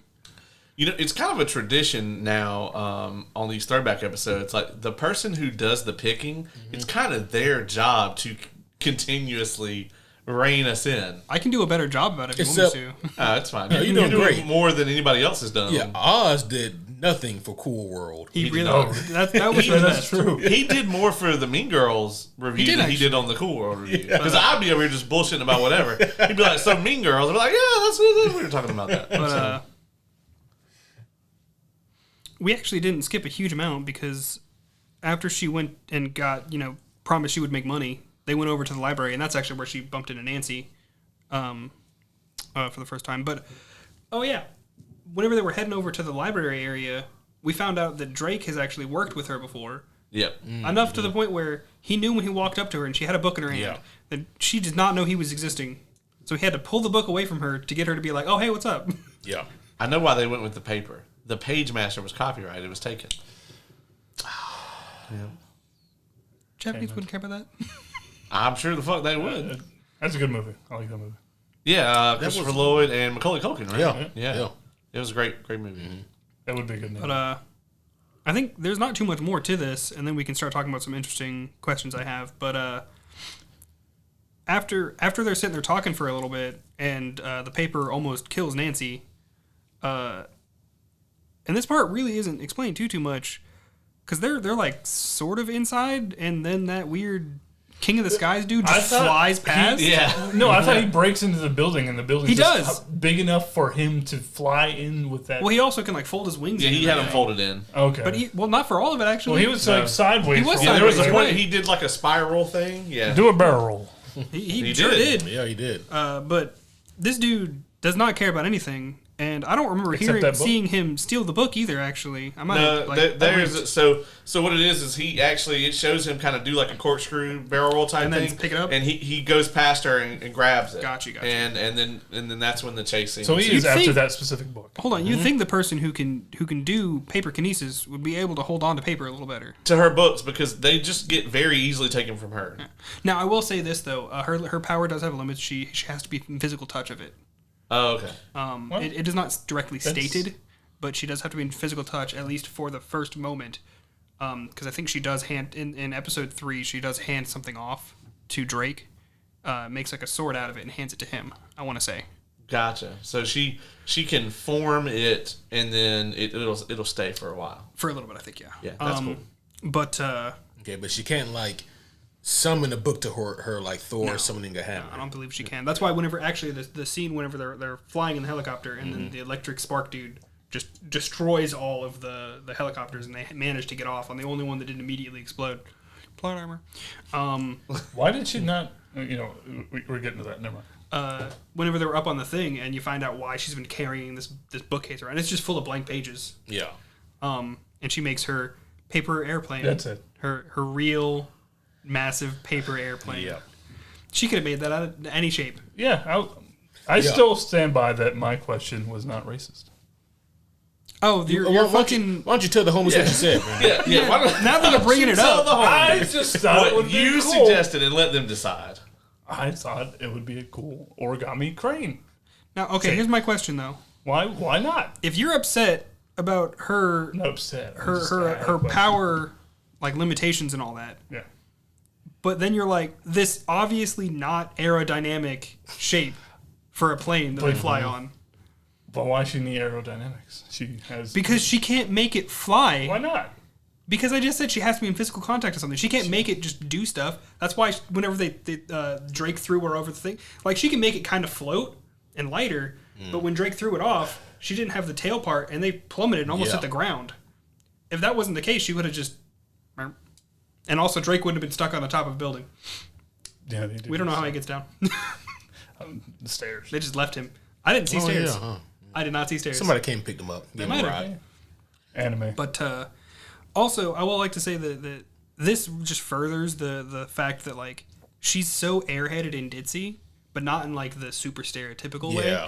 Because she was just like, oh, we need to get over there. Let me just make a huge paper airplane. And as they're falling, she's just calmly, I forgot the tail section, and just walks and then makes it real quick. Yeah. If there is a cringy, tropey moment in the episode, it's this. That's fair. Yeah. Yeah, because like, I mean, this is some damn near like Dukes of Hazzard level bullshit, you know. I actually enjoyed it. Oh, I mean, having one confirmation. Having one tropey thing, I don't think is bad. I mean, you can't avoid tropes. Oh no. I mean, I don't think it was tropey. Nobody does. I'm just saying. Yeah, if there is one, I think it's this moment. That's fair. Because I want to say everyone's like, they're just gonna die. Yeah, I mean, there's the phrase, there's nothing new under the sun, and that's correct. I mean, you can do variations of different things, but like the concept of creating a 30-something minute completely original work, I mean, for you to do that in this day and age, it would have to be so fucking weird you wouldn't want to watch it. Yeah, That's exactly. Yeah, it wouldn't make any sense. Yeah, I've seen Tenet. Right, and even Tenet's not that original. It's just like another story, but they put it like backwards. Yeah, it's like I forget that one Nas song. It's a great song, but he like raps it backwards. And you're like, how the fuck did you do that? That's Tenet. Yeah, exactly. But also, I like to point out that, or I like to think that. This chase scene in particular actually shows that while she is kind of ditzy and spacey, she also does have a really good head on her shoulders because, like, even Nancy, who's on the plane with her, is like, what's going on? And she's just like, he's doing something, and rips the bombs out of her own plane. Like, he was underneath her. Yeah. She just knew that he had messed with that section. She was like, nah, fuck that. Also, as all this is happening, she does not care that she's flying through the air because she ends up, he explodes her thing. She makes a little ball. Yeah. And he ends up on her or she ends up on his like weird bird contraption thing. Yeah. And the entire time she's just like, book. Yeah. Gib. Yeah, it's nothing about like, oh, hey, who are you working for? Like, No, why are they trying to obtain this? Not, you need to land. It's, I need my book. Yeah, give me my book, and I will jump off of here right now. Yeah. You can go on In about fact, your business. she does. Yeah. So, also while watching this, we figured out why Dylan chose this movie for the 4th of July because they fly, the terrorist flies from Washington D.C. to New York in 2001. Oh. And I mean, yeah. So it's a weird sense of patriotism that Dylan does. That's not why I did that. Oh. It's not. What month? They crashed a makeshift plane into a building in New York in 2001. Mm-hmm. That's not why I picked What? this. Just saying. I'm curious on what month this came out. I mean, it does. Yeah. Also, I don't know if the 2001 is the American release or the Japanese Yeah. release. Also, I think the Japanese is actually earlier by a few years. yeah. Oh. And it makes me feel better about us putting out Oppenheimer. So you know. It took us some time, but we got a receipt. Yeah. It's just a receipt for this. Yeah. It seems like an overblown receipt.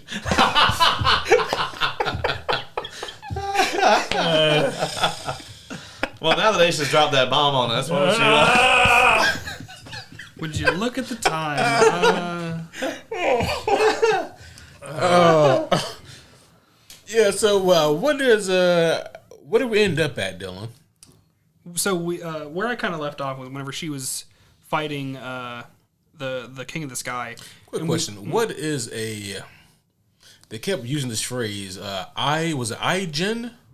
That's just it's brought up like once or twice. I think it's just like the organization that's the bad guys. Okay. Because I knew it wasn't reference to the bad guys. I didn't know if it was like if it was like the type of. I think it's like their organization. Okay. I don't really Yeah. know. Yeah. It's been so long, and I wasn't able to read everything because I was too busy like laughing or we got sidetracked. Correct. In all honesty, but and I want to say it probably gets explained a little more later. But they're just like this weird organization, from what I can tell. That's just like terrorizing shit. And they really want this book. But I wanted to point out that actually, you pointed it out first when we were watching it, but this scene really showed the more intricacies with Nancy's power, because she just yeets herself off into the Empire State Building. No. Oh no, the Statue of Liberty. Statue of Liberty. Yeah. The second I said it, I was like, that's not right. And she's just like, because every time she goes through something, it slightly slows her down. It slightly slows. Right. She doesn't just splat or go all the way through it. Yeah, she manages to just like slow herself down until she's standing in the middle of it, and then starts shooting at the guy a little bit. Yeah. But also, this shows that. Again, I still never understand the title of this, because read or die. She would pick reading and would die because of it, even with this first episode, because she just yeets herself off the dude's wing after the book, has zero plan for how to get out of it, and then just manages to luck her way to not die. Plot armor. Yes. Anime plot armor. So I'll be honest. When I heard the title "Read or Die," I thought it was going to be something almost Death Note-ish. You would think that, wouldn't you? Yeah. That would have been another cool superhero name for her. Death Note. Death Note. Oh yeah, it would have. Yeah, actually. Yeah. I was just gonna go with just the note, but Yeah. I actually like the paper more because I feel like it matches her more, because you're like, what the fuck is this? And then she murders you, so. That's true. And I will point out, she actually, except for that weird bug dude who was a clone, didn't murder anybody. And she didn't even directly murder him. She just cut the tether she made for this weird grasshopper dude. Yeah, I mean, Miss Deep had more to do with him dying than she did. Oh, the fly dude? Yeah. Yeah. Which I want to know how much of that was, like, planned, because she didn't even look at the paper trail she left. And the Deep had the thing. So I think they, like, had a soft plan, or she just did really well at improvising. But here's where you find out that Nancy's name is Nancy. And I want to say, like, very shortly after that, the episode ends. Yeah. Right there. Yeah, like they kind of form like an actual. I mean, Friendship. Yeah, Sorta. Yeah. Yeah. At the beginnings of one looks like. Right at the end. Yeah. So Brendan, what did you think about this? What do you man? think about Did it make the- you want to see more? What do you think about the economical damages? Stop. Stop. Economical What do you think about the damages? socioeconomic impact of the Yeah. actions of the protagonists? No, but did you want to Did this make you curious to see where the story goes? Actually, yeah. I mean, it was definitely entertaining enough. Obviously, this is not usually my forte. Well, it's not either. There's normally either. I'm probably the second most likely to watch something like this. I would probably agree with that. Like, if we Third weren't would going to probably be review Ace. the rest of it, I would still watch the other episodes. I wouldn't Makes me mind happy. checking out the American dub at some point. If, I bet if we it's can manage to find it's not. Well, actually, it's been a very long time, but it's not the. Well, I can safely say this. It's not the worst. It's not the worst English dubbed anime. So I just you have trouble guys with have. subtitles because I'm watching what's happening on the It's screen. some and people but I'm with trying to read. the processing issues, and especially if you haven't watched anime most of your life like I have. But some people just can't do it. So like, there's no coming from the anime person. There's nothing wrong with watching dubbed or subbed. There's no one some- clear some- whatever. some people Except for that one anime that's the sacrilege. world's worst dubbed anime. And I'd say the DBZ Ocean dub is got to be in the top 10 worst. It's very famous. It's terrible. The ocean dub. The Ocean dub, yeah. It's from some, is it Prussia? I've vaguely heard of it. but It's I from don't- some Eastern European country or whatever, and it's real bad. So I'll say that. I mean, obviously you guys have seen more anime than I have, but one of my favorite anime was Ghost in the Shell. Ghost in the Shell was solid. I really enjoyed never that finished movie. it. The English dub, I think, brings the movie way down. Yeah.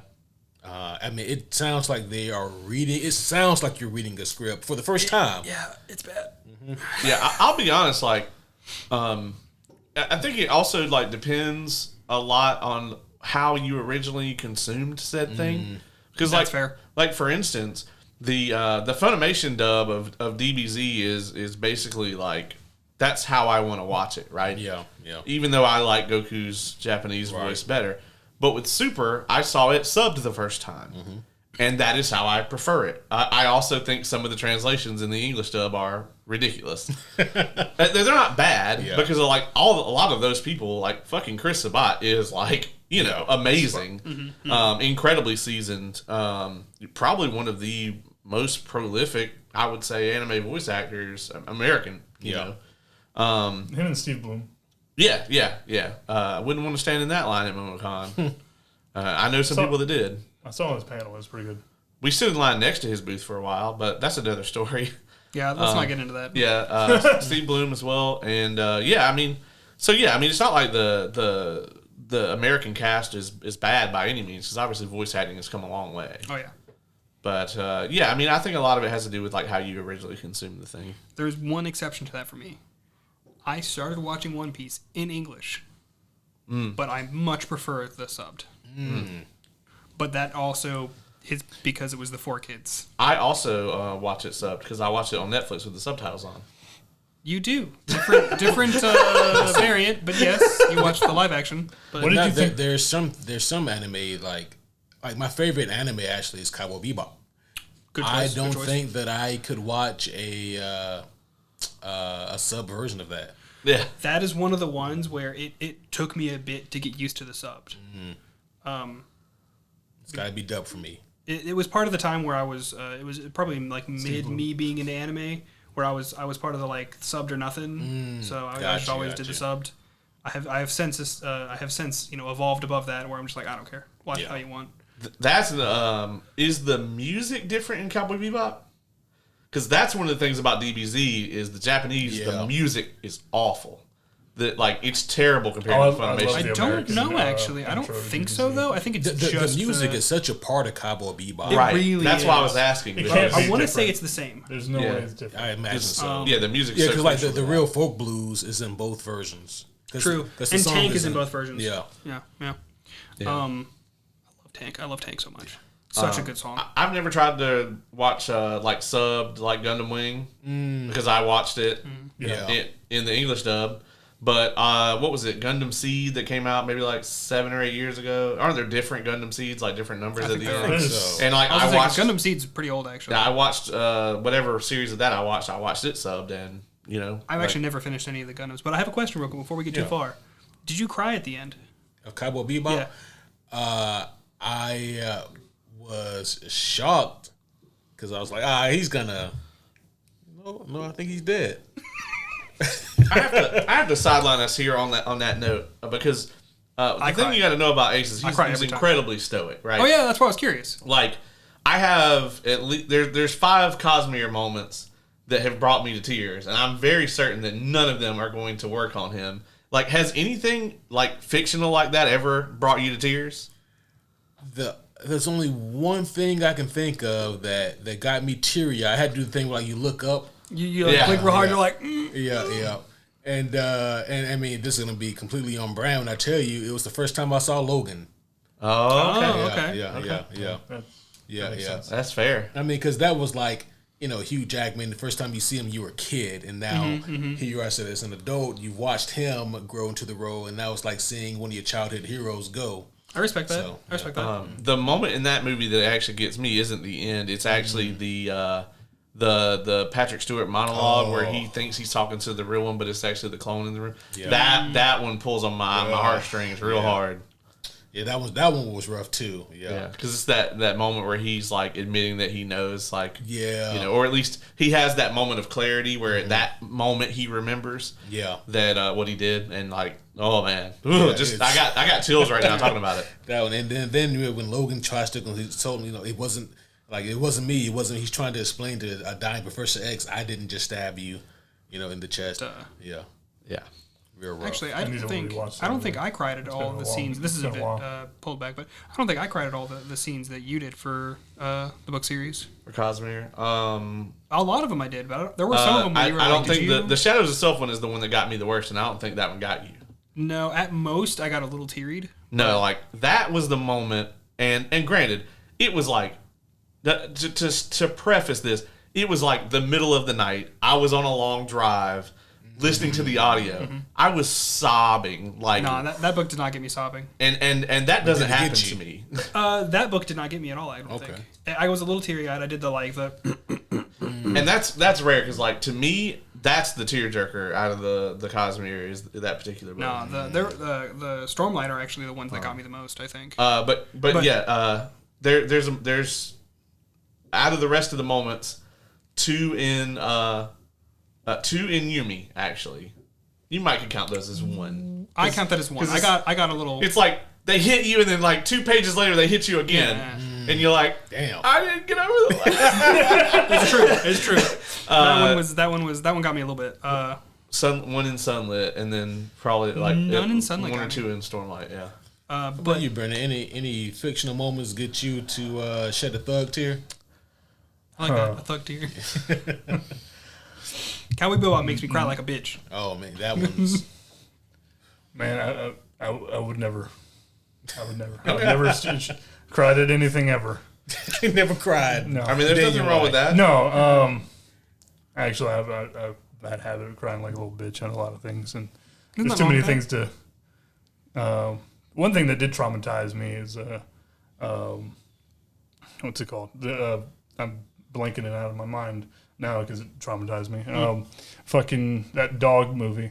Oh, I know Guardians of the Galaxy got your ass. You fucking. You talking about Air Bud? No. Old Yeller? Ooh. Ren 1010. Fuck. Mr. Ed. That's a horse. Have you ever seen Iron Will? No. You probably shouldn't watch that movie. I Am Legend. Buddy, I cried at that Marley scene. and Me. That shit messed me up. Okay, I see. Marley and Me. Fuck that movie. What about I Am Legend? Have you seen that? No, I purposely did not watch that. Well, if you watch it, just know that every little thing is going to be all right. Yeah, I'm going to tell you now. I watched I Am Legend. That scene in I Am Legend got me, and I'm not a dog person at all. I'm not that into like, but I didn't even know that was coming. I had no warning. I was just watching it one day while I was sitting at the house, and I was like, oof. Nope. But nope. Or Takachi. In Naruto? No. There's a movie about, based on true events about a dog in Korea that has a statue now that waited for his owner to come back from a train, and he never did. The dog waited there for day in and day out. That is Futurama. I was thinking that's the what same the Futurama. Yeah. I probably referenced it. That the Seymour episode on Futurama, I can't do it. No, and they've taken that off repeats because because that many people complained about that movie. That's fair. That is a rough episode. Yeah, and that's what that episode is based off of. Is that movie? Makes sense. Or those events that happened. But and I refuse to watch that movie. So honestly, I think the show that has made me cry probably the most, and probably the media the story in general, and of all the things that's made me cry the most, is actually One Piece. I was actually going to go with Ruby, but Ruby Ruby didn't make me cry more. Ruby made me the most, brought me down the most mentally. I see. Yeah, I was just going to say, does One Piece really get? I cried over a boat. Yeah, I'm just saying that there's 40,000 episodes. There's only 1,000 and I don't even think there's 1,100 right now. You're right. Only? That's it? Yeah. I'm probably you can watch it in a year. Show, though. I do want to watch that live action show. The live action's really good. It's got some problems, but it's really good. But no, I cried over a fucking ship, a boat. That's fair. I cannot watch that scene without crying. I mean, anyway, you get wow. For real. Now I'm just sitting here and Michael Kramer's fucking sultry ass voice is playing in my head while that one character gives that monologue about that other character to that other character. You were gonna have to be way more specific. I was gonna say, if you understood that, then you two on. I cannot spoil it for either of these guys. No. I think I know the scene you're talking about because of how much I know you've seen. But in One Piece, you just described so much. No, I'm not talking about One Piece. I'm talking about in Shadows. Oh, well, fucking yeah, fair enough. Secret History got me. Ooh, the end. Oh yeah. So we can't talk about because he hasn't read Hero of Ages yet. Yeah. But the end, the very end of Hero of Ages, and also the end of Secret History, both just in the face. Yeah. But the question I had for Read or Die. If you could pick any one of the powers that you saw, which one would you pick? I want the mechanized grasshopper.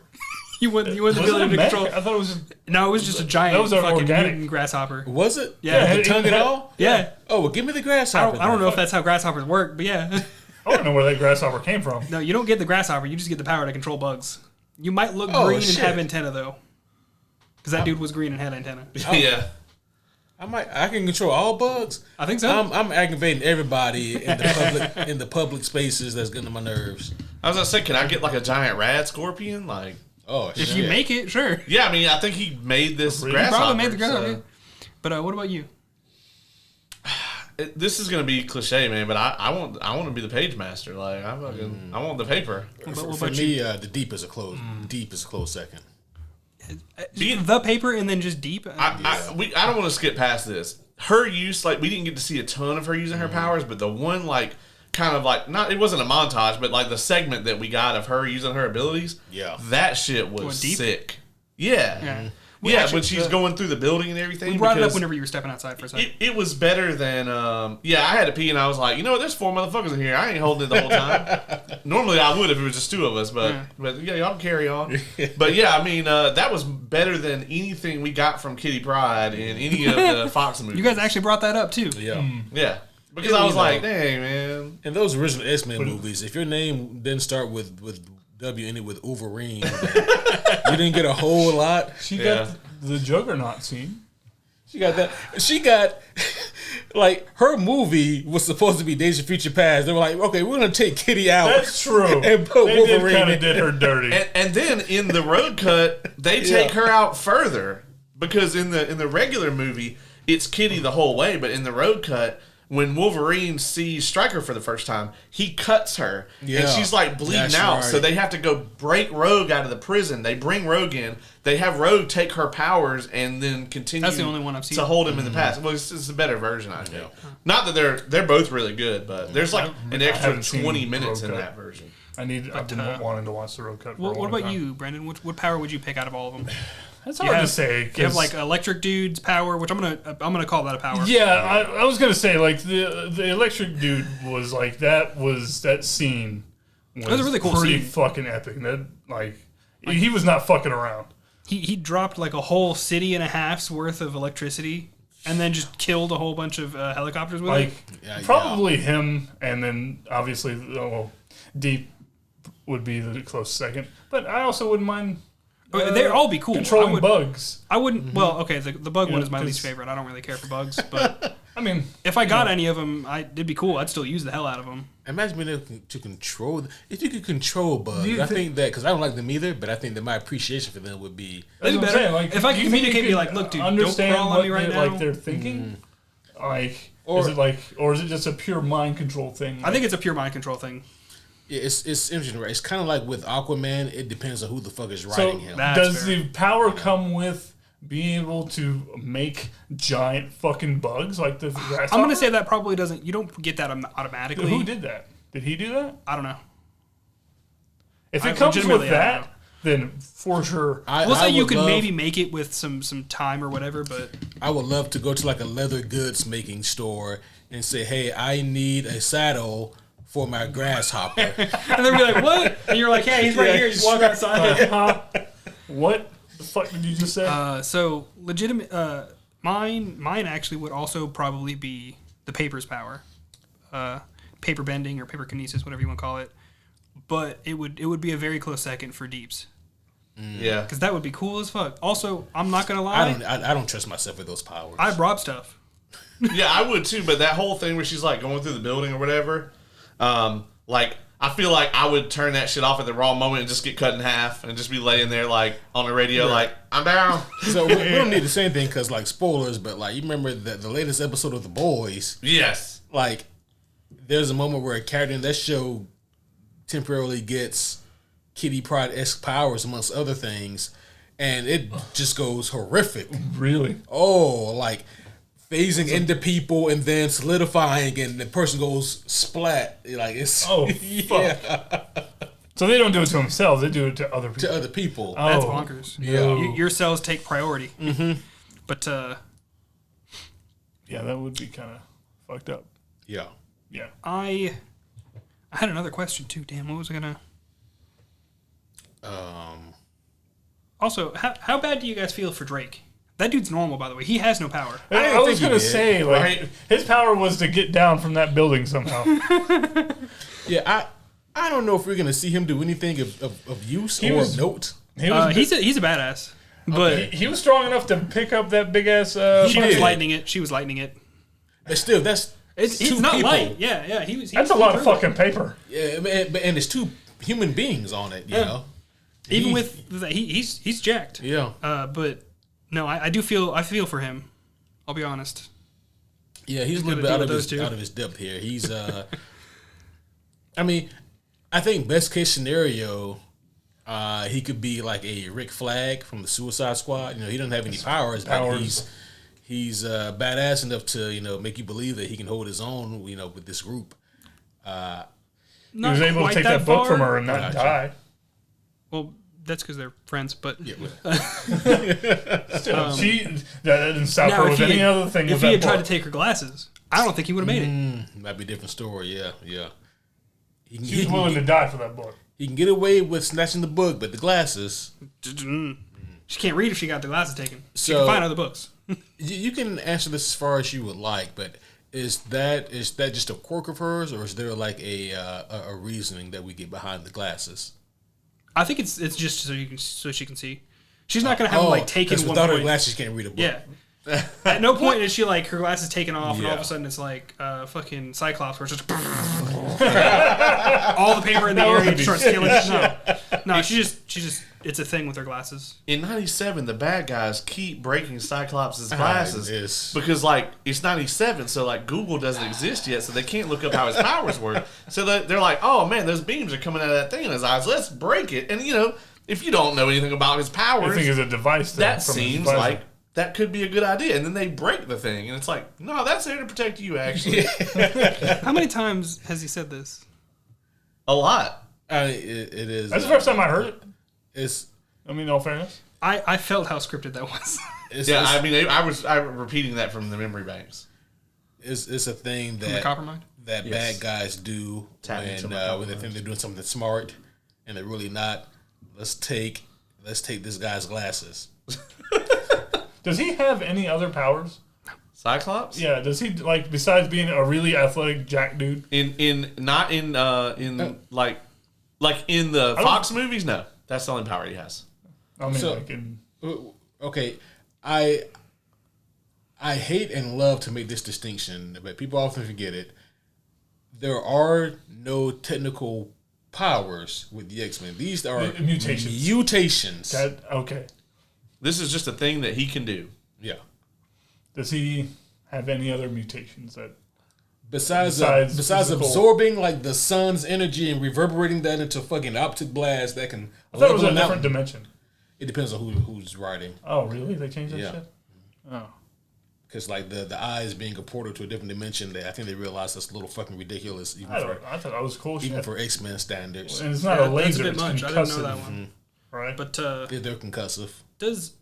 I don't think I saw one. But at any point, does in this one do the villains do anything like extra dumb?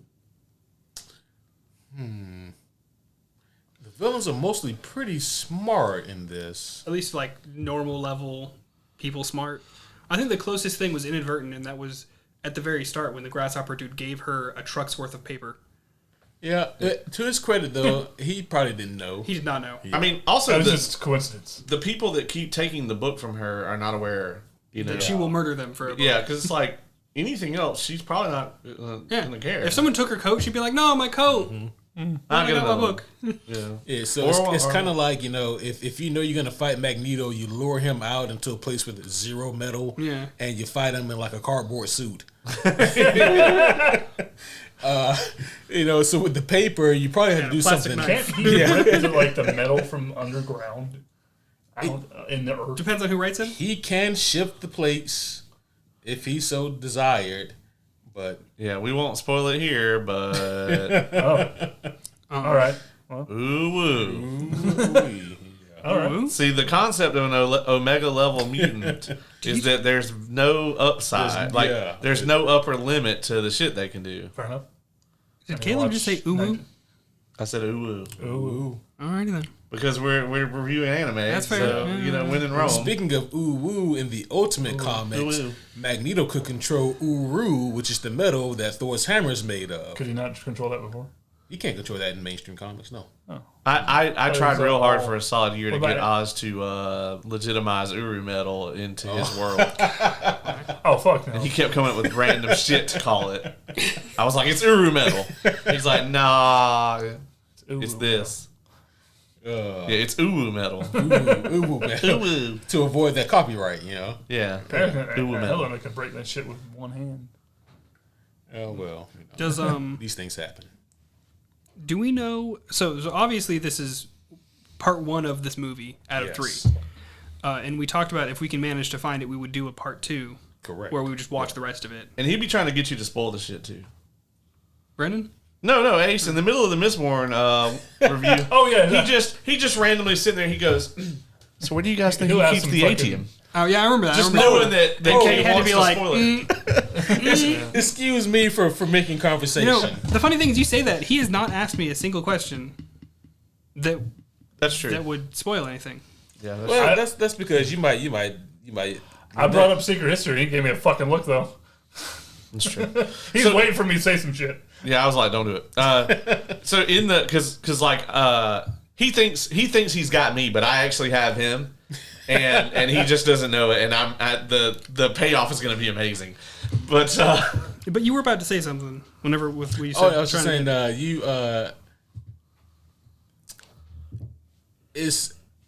I don't know if it's wise to ask you questions like that. You know? I don't know what you mean. I know what I mean. Elaborate, please. Well, you will either tell me a convincing lie. I would never lie to you. Tell me a convincing fictional story. That's the same thing as lying, Ace. Oh, is it? Yeah. Okay, well then... We're surrounded by lies. I have a question within the confines of this first episode, and if you know beyond it, then obviously don't say. But do you guys think that that like Grasshopper Man and King of the Skies dude, do you guys think that they like work for some like more evil dude that wants this book and they're like trying to get it for them, or do you think that they like want it for themselves? Oh, that actually explains that. Oh, okay. Yeah, I asked Brendan a form of that question earlier. Oh god! But no, I can't remember the name of it. But you might have been out of the room for this part. But the weird the person they say that the Grasshopper dude's a clone of. Oh, okay. I think that's part of an organization. I see. I was assuming that was an organization. So yeah, no, they do work together of sorts, and that also would explain why the Zappy dude shows up when the King of the Skies. Whatever their version of Legion of Doom is. I don't think that's quite it. But yeah, they do work for an organization. The Malicious Seven. The Brotherhood of I want to say there's only Mutants. Or 5 if you count clones, 6 if a thing that you don't know yet. The Maniacal Five. Can't do 6. do they explain They can't where do these 6. people got these powers and I don't why believe they're so. so random? I don't want them to. I'm not. I don't think they do. I think it's actually just hey, that's part of the world. Deal with it. Yep, you know, I would be Don't fine think with about it, that Morty. like, if they never explain any of it and like the civilians just keep on like this again. Yeah. The third fucking grasshopper dude this week. Yeah, I'll be honest, like, I think a lot of us, because we're so conditioned to, like, Hollywood hand-holding us, because the things that we are fans of and that we really love, like, they cost a fuck ton of money to make. And so in order to make any money off them, Hollywood has to make it so that millions and billions and millions of people want to see them. And so then they have to dumb it down to the lowest common denominator bullshit. And so we get our hands held all the time. I mean, I can't think of the last time that there wasn't a significant amount of hand holding in a superhero movie other than Watchmen. And like, it honestly didn't do well at the box office. That's fair. Actually, I did love that movie though. Oh yeah, because from jump, it at that time, and we could probably have a whole podcast about how that movie was so ahead of its time. Yeah. Like the populace was not ready for that movie, but if you were ready for it, oh my god, it was you'd never seen anything like it. Right. And I had never read the graphic novel before then. Neither had I. Yeah. And I think one of the reasons why I like anime so much is that oftentimes, no, don't get me wrong, it'll still do it. A good chunk of anime will still give you some hand holding stuff, but in my opinion, I don't, and I could be wrong about this. I'm the anime expert here, but that does not mean I'm an anime expert. It does. That just means I actually watch anime in my free time. You've seen every episode of One Piece. I think it does. Yeah. Technically, I actually haven't anymore because I like to give it pauses so I can let it build up. But I know what's happening current in the manga. So I do that a lot, not with anime. You just hold off for a while and let it build up. you just let it build up, Yeah. then you just marathon the shit out of it. But anime tends, in Talking my about opinion, knocking walls down. not really hold your hand quite as much. They're just like, hey, this shit happened. It's there. That's it. No explanation. I mean, and also, I think in our group, you're definitely the anime person. Yeah. Of that's just because I watch anime. And that's It what wasn't a hard bar. you're gonna come on and review the new anime Suicide Squad. I am very curious about Convincing. that. Like, I actually think that could be good. That's why I'm scared. Yeah. Because it didn't look bad. Because Assault on Arkham was fucking dope. Well, that was amazing, but that's not anime. was It's just anime. just Well, no, but I mean, like, but it does mean that the right people with the property can do like a great thing with it. I mean, look at the first Suicide Squad movie, the David Ayer one, and then look at the James Gunn. You know, And just look at Batman Ninja. I was gonna say there's also Batman Ninja that exists. It was funny, like randomly, I was just scrolling on like Reddit or something, and like on the Batman page, and someone just randomly asked, "Is Batman Ninja the worst Batman animated movie?" And I was like, "It's probably top 5. I don't know if it's the worst." That It was fun to watch. It was fun to watch. That fucking well, that's technically a Justice League movie, but the one that they did right after War, like the Atlantis one or whatever, yeah, that one's really bad. I don't think it's Batman Ninja bad, but that's like the worst one I can think of off the top of my head. Besides that, yeah, because that one's really bad. But yes, I will be on for the Suicide Squad Izuki, and for Batman Ninja 2. I'm gonna watch like 2 episodes of that, and then I might pop on that episode. Yes, you know. Hey, can we say that if he starts watching it, he's just locked in? I mean, you already said it. It's on the podcast. It's going out. Shouldn't have said anything. I'll figure it out. Yeah, a Suicide Squad TV show coming on Netflix, I think. I thought it was going to be a movie. I don't actually know. I thought it was TV. Maybe I think it's a show. I'll tell you what. I'll make you a deal now. I will come on for that if you come on for Acolyte. Oh. All right. All right, deal. All right. It's live now. It's done. It's recorded. Locked in. It's locked in. Yep. We locked in, baby. We're gonna plan on watching anyway. One more thing, and then I guess we can go ahead and start wrapping up here. And that one more thing, it may or may not be related to what we've been talking about. We talked about a lot. We did. But am I mistaken, or did we never in America get a finish to Yu Yu Hakusho? So I I'm going to be think honest. that everyone who I've talked to who watched it when it came out originally in America remembers the same thing. There's the cliffhanger in the tournament, and then everyone's memories just goes Men in Black. So I love that show, but I never finished it because at the time Sounds like they didn't either. Yeah. well, yeah, but no, I wasn't able to keep track of like when it came on, so I couldn't like watch it in like line and like storyline wise. So I would be like storyline wise, I'd be like over here, then over here, then over here, then over here, then over here. I'm trying to remember what Yu Yu Hakusho was. It's an anime where a dude dies and becomes like a spirit. It's I been a long remember the time. name. He becomes like a spirit, not guardian per se, but he's just like running around as a spirit, and he makes a deal with like the. This. He makes a deal with like the king of the dead. Yeah. And then he ends up being like, "All right, cool, you can do this, and we'll like get you your body back or whatever, but you need to go like help me fight in this tournament." And then he just goes and beats the big bad. I really did. I thought that guy was from Akira. You thought this is from Akira? Yeah. What? For anybody The who's art style is not even the same. Jesus Christ. Anyway, I totally thought that might be your pick.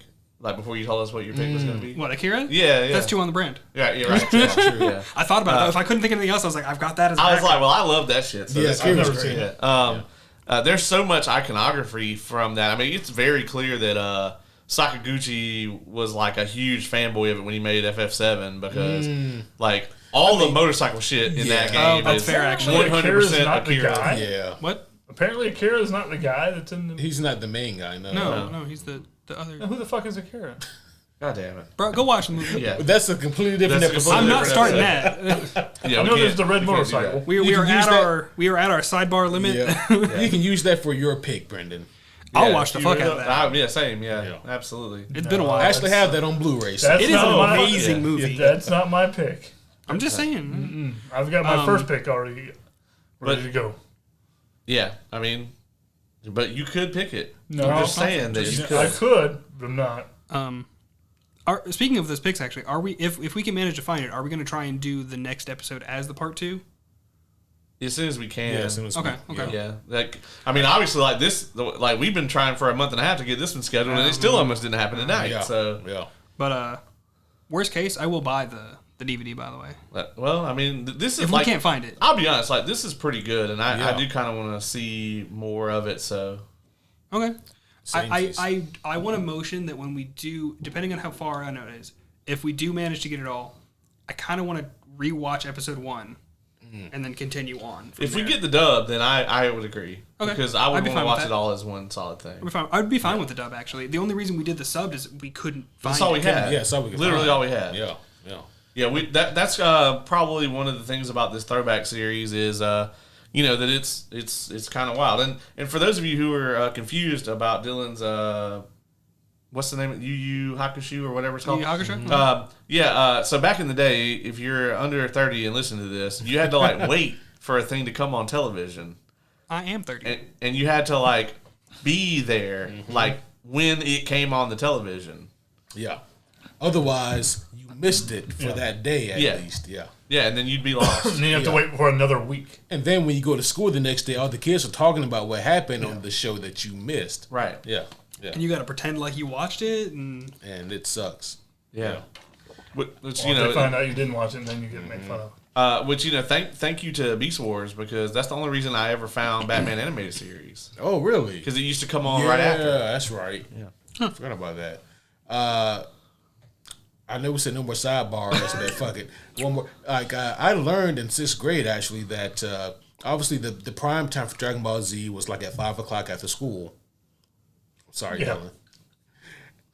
But I didn't know this. If you stayed up until like around 11:30 that night on Cartoon Network, the next day's episode would show. And it was uncensored as well. Yeah. Because that was Adult Swim. Toonami. Right. And that's that when I watched shit, most of my anime. that shit threw me for a loop because I went to school one day talking about, what happened on yesterday's episode of Dragon Ball Z. And one of my friends was like, oh, well, you didn't see Krillin died. Like, what the fuck? He goes, yeah, man. Krillin, he gets killed by Frieza. Yeah, because I remember that scene specifically in the edited one that came on at 4:30. Like you just see Frieza fly up, and like you do see the horn like kind of go through him, but they do that like where it's like from back here, and you just kind of see it happen, and then that's it. Yeah. But in the unedited version, he sits there with him like on the horn. Talking like shit, bouncing, and there's like blood splattering out. I thought you were talking about when he gets taken up. Yeah, he dies a lot. He blows them up. Yeah, they eventually stopped doing the uncensored, by the way, and they just kept it the. Yeah, I think around it was like midway through the Boo saga, wasn't it? Didn't they do the World Tournament saga, but not the? I don't remember exactly when, but yeah, I do know that they eventually just stopped. But that's actually when I started watching the sub shit because like. The Boo Saga wasn't out in America yet, so I got on LimeWire. Oh, that's dating. And downloaded the Japanese, and I was like, "Oh man, he just said shit. What kind of Dragon Ball Z is this?" You wouldn't download a car, would you? Goddamn right I would. But before we end, before I forget about it, if you like Cowboy Bebop a lot, you should try Trigun. I've seen it. Yeah. Okay. Yeah. I've heard good things about Vash the Stampede. I get that. Yeah. I need to watch I need to finish the newer one. It's a stark change, but it is very good still. Is it Netflix remake? I think. Yeah, that's right. There's an anime on Netflix that I did watch. It's called Agretsuko. I do like that show. I don't know if you could consider that an anime or not. But it's kind of like Hello Kitty, but whenever Hello Kitty got mad, she would sing metal. Oh, no, that is an anime, and it is supposed to be lovely. Oh, yeah, it's very good. TLA is not an anime, though, technically. What's TLA? The Last Airbender. Yeah. Oh, yeah. That's American animation. I think it's honorably pulled in, though. Oh, yeah, for sure. Yeah, I mean, the fandoms are... Right. They're just like, yeah, that's good. I was going to say, like, is there such thing as American anime? It's a cartoon. By definition. I've heard people. And I possibly made anime people that possibly listen to your. They might have gotten mad at me for that, and I don't care. Well, I mean, by definition, like anime is Japanese. I mean, it's got to be Japanese animation. But I mean, it's still great. Yeah. But that designation is kind of there specifically because for a long time, Western animation was fucking terrible. It was real bad.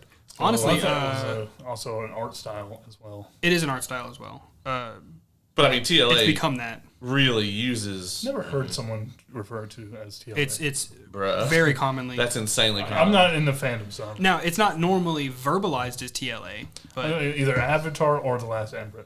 Well, nope. Like I don't ever call it Avatar because if I say Avatar, I think about the fucking terrible James Cameron films. I watched the first one again today. It just happened to be on while I was at a friend's place. The first one is not that bad. Like it's generic as fuck, and it's like Fern Gully with no artistic value. But the second one is god fucking awful because it's just that, but awful. Like I think I almost picked Fern Gully as well. It's like let me present this entirely unoriginal idea to you again, but this time 30 minutes longer and underwater. But Also, Ruby is considered anime, and a lot of people. Yeah, and I'm not going to fight about it. Whatever. I just don't quite view it that way because of the art style differences. But and it's the same studio that made one of my favorite, Red vs. Blue. Red vs. Blue is very good. Yeah. And this is going to be my random Star Wars tie-in, but Dave Filoni actually worked on Last Airbender. Oh, that's cool. Really? The original animation of that. Also, Brendan, you know that Rooster Teeth is like no longer a thing, right? I know. Oh, okay. I'm sad. Very unfortunate. Same company that made Ruby. Very recently, Ruby's Twitter got a post that said "soon." Oh, that is all nice. we have. And what, Netflix bought them? I do not know. Oh, we don't know what happened. We do not know. Okay. But they dropped that after being radio silent for a while, and people are losing their mind. They got to continue Ruby and Red vs. Blue. Like both of those. Red vs. Blue didn't go on for a long time. I think they ended it. Let's get our summaries in and score this thing. I'm gonna say we start with Brendan. Mark. I had a good time. It was pretty entertaining to watch. I did, have the ADHD of, not being able to follow the subtitles and watching the actual, action on the screen. And admittedly, the subtitles they were a little fast on this one. It's not even being fast. It's just I'm not good with subtitles and just being able to pay attention to what's happening on screen. It's too distracting. But there's quite a few movies you should never watch. Oh yeah. But I was able to gather the gist of what happened, and I had a good time. There's some interesting aspects and obviously stuff that I had questions for, but I would be willing to give the second episode a watch. Oh yeah, well it'd be second and third, but I get a solid 7.63. Well, we have so many points. Wow, that was. He does that every time, by the way, with super specific numbers. Yeah. I don't ask him to differentiate between the 7.63 and the 7.82. Look, this man's rating system is very granular. Okay. The 8.2 would have been the origami. Ace, what was yours? Okay. Yep. Yeah. So again, like I said before, I had no idea what to expect from this. Some expectations were set at nil because I just didn't know what this was going to be about. What I got was something that didn't take itself too seriously. The pacing was balls to the walls, keep up or get left behind. The rules and mechanics of this universe are both extremely interesting and baffling at times even. Mostly to his benefit and not so much his detriment. I like the characters so far. I need to see more of them though, so I can really get a better feel for them. Then the premise so far is definitely intriguing enough for me to want to see where this goes and what the fuck happens and can anything challenge paper. It's just a story about a girl who wants to someone and Scissor. It would be Scissors. Scissor. I was waiting for it. I was like, knowing this whole time. I actually wasn't expecting it. I was entirely. We know it will not be Dwayne Johnson. Well, he will be instantly defeated. Sorry. Okay. I'm surprised you didn't press the button. Yeah. With all that being said, I scored this an 8 out of 10. I had a good time with this. And then he got some pyro at the end. Yeah, really. That was a good answer. Yeah, it is 4th of July. There's if you can hear that going off in the background. I think a few of them have picked up. It's weird because my score is very accurate, or similar to yours.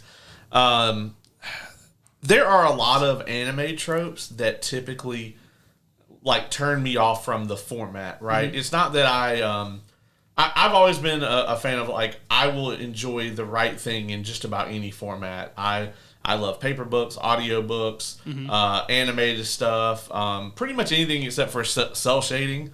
I really hate that art style, and even I even really love the Spider-Verse movies, especially the second one.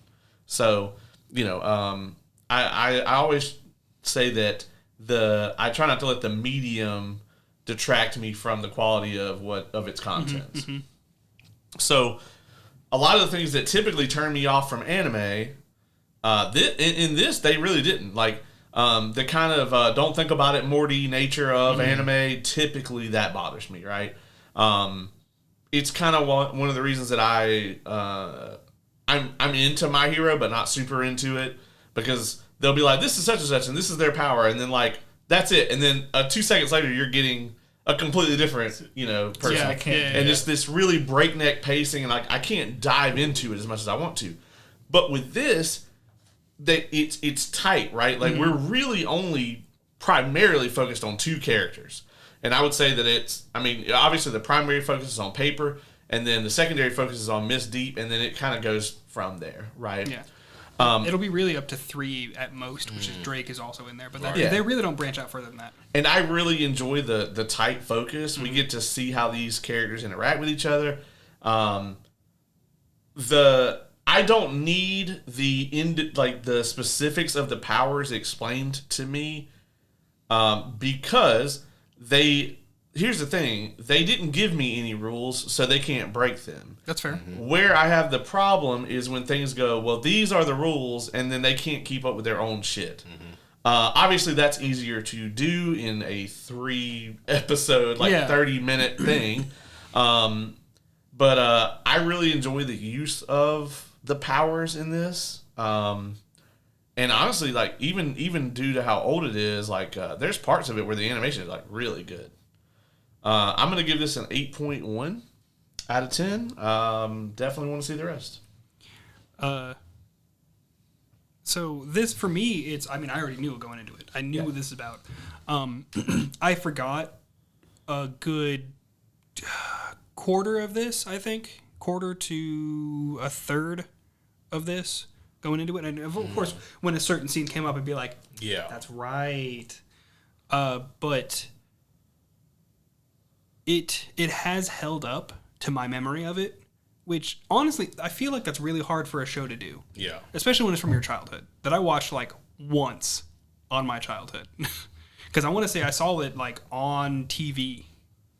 So this wasn't even let me pull it back up. Right. No, it was on TV. And it's held up so far to my memory of it. It is just as quirky. It is just as fun. And I don't really have much else to say about it, honestly, because you guys have brought up a lot of really solid points about it. Is it perfect? No. In my score, I'm about to give actually is a little it's a little nostalgia affected, but I'm actually going to say a 9 out of 10, and I know that's a bias, scoring. Oh, that's fine. Yeah. But that happens here. Yeah. There's been several times I've been like, listen, I'm about to score this. Ahsoka was one. I was like, listen, I'm a fucking fanboy of this thing, of this character, and I'm gonna score the shit out of this. So. But it's just it's from my deep memories, and it's held up. So I'm giving it the good score, 9 out of 10. Hell yeah. Well, somehow we managed to take that 33 minutes and stretch it into 2 hours. Yeah. Honestly, it took us longer to find out how to watch the show or the episode than it took to watch the episode. True. It took 30-something minutes. Actually, we sat in our car longer than this episode was. Yeah.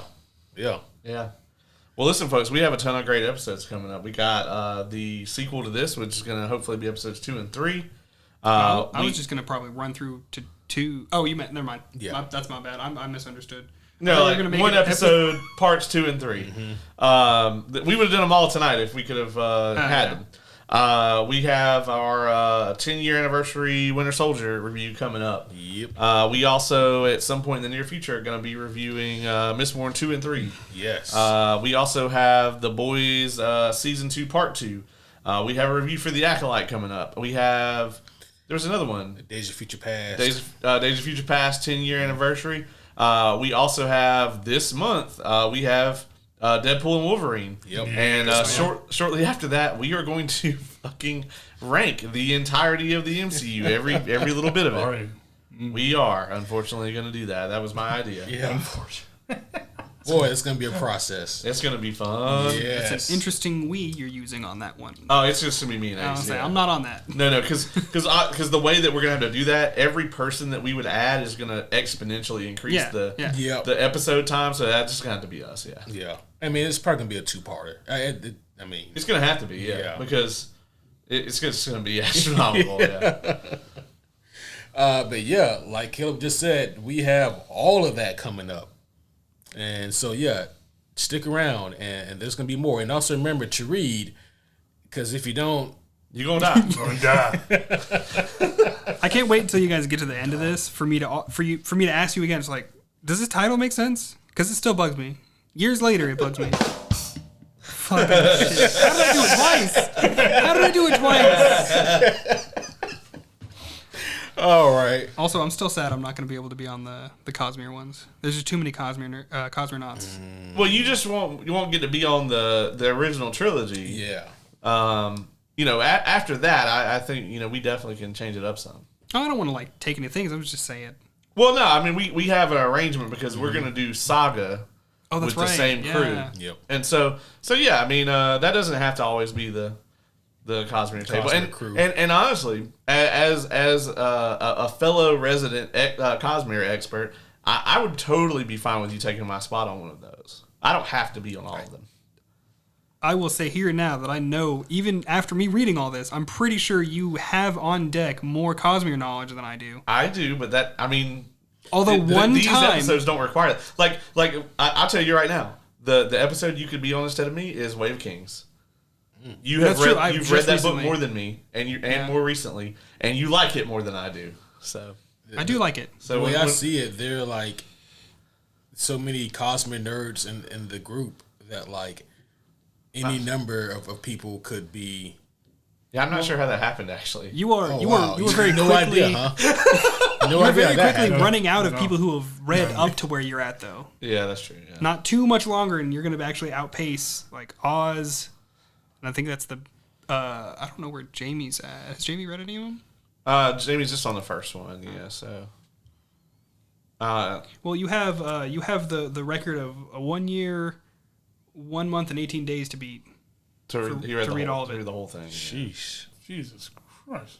Yeah, it's a lot. Yeah. Well, listen, I don't want to be a too big of a record breaker just because I read White Sand before anyone else. Like, That's true. That's true. That one took Not the wrong. longest. Not wrong. But with that being said, I think we're gonna go ahead and wrap up this patriotic event. It has been a hell of a time tonight. America. Yeah. Yeah. And America dictates that you read or die. That's what this country's all about. Yeah. Reading. And I feel like it's not. As a classic American hero once said, I ain't no dog-faced pony soldier. Jesus Christ. All right. It was not him. Yeah. Well, with that being said, homies, we're going to go ahead and wrap this bitch up. But we'll see you guys again very soon. But until then, my name is Superhero Homie Q. I'm Brendan, demoted. At least he's honest. My name is Superhero Homie Caleb. And I'm Superhero Homie Dylan.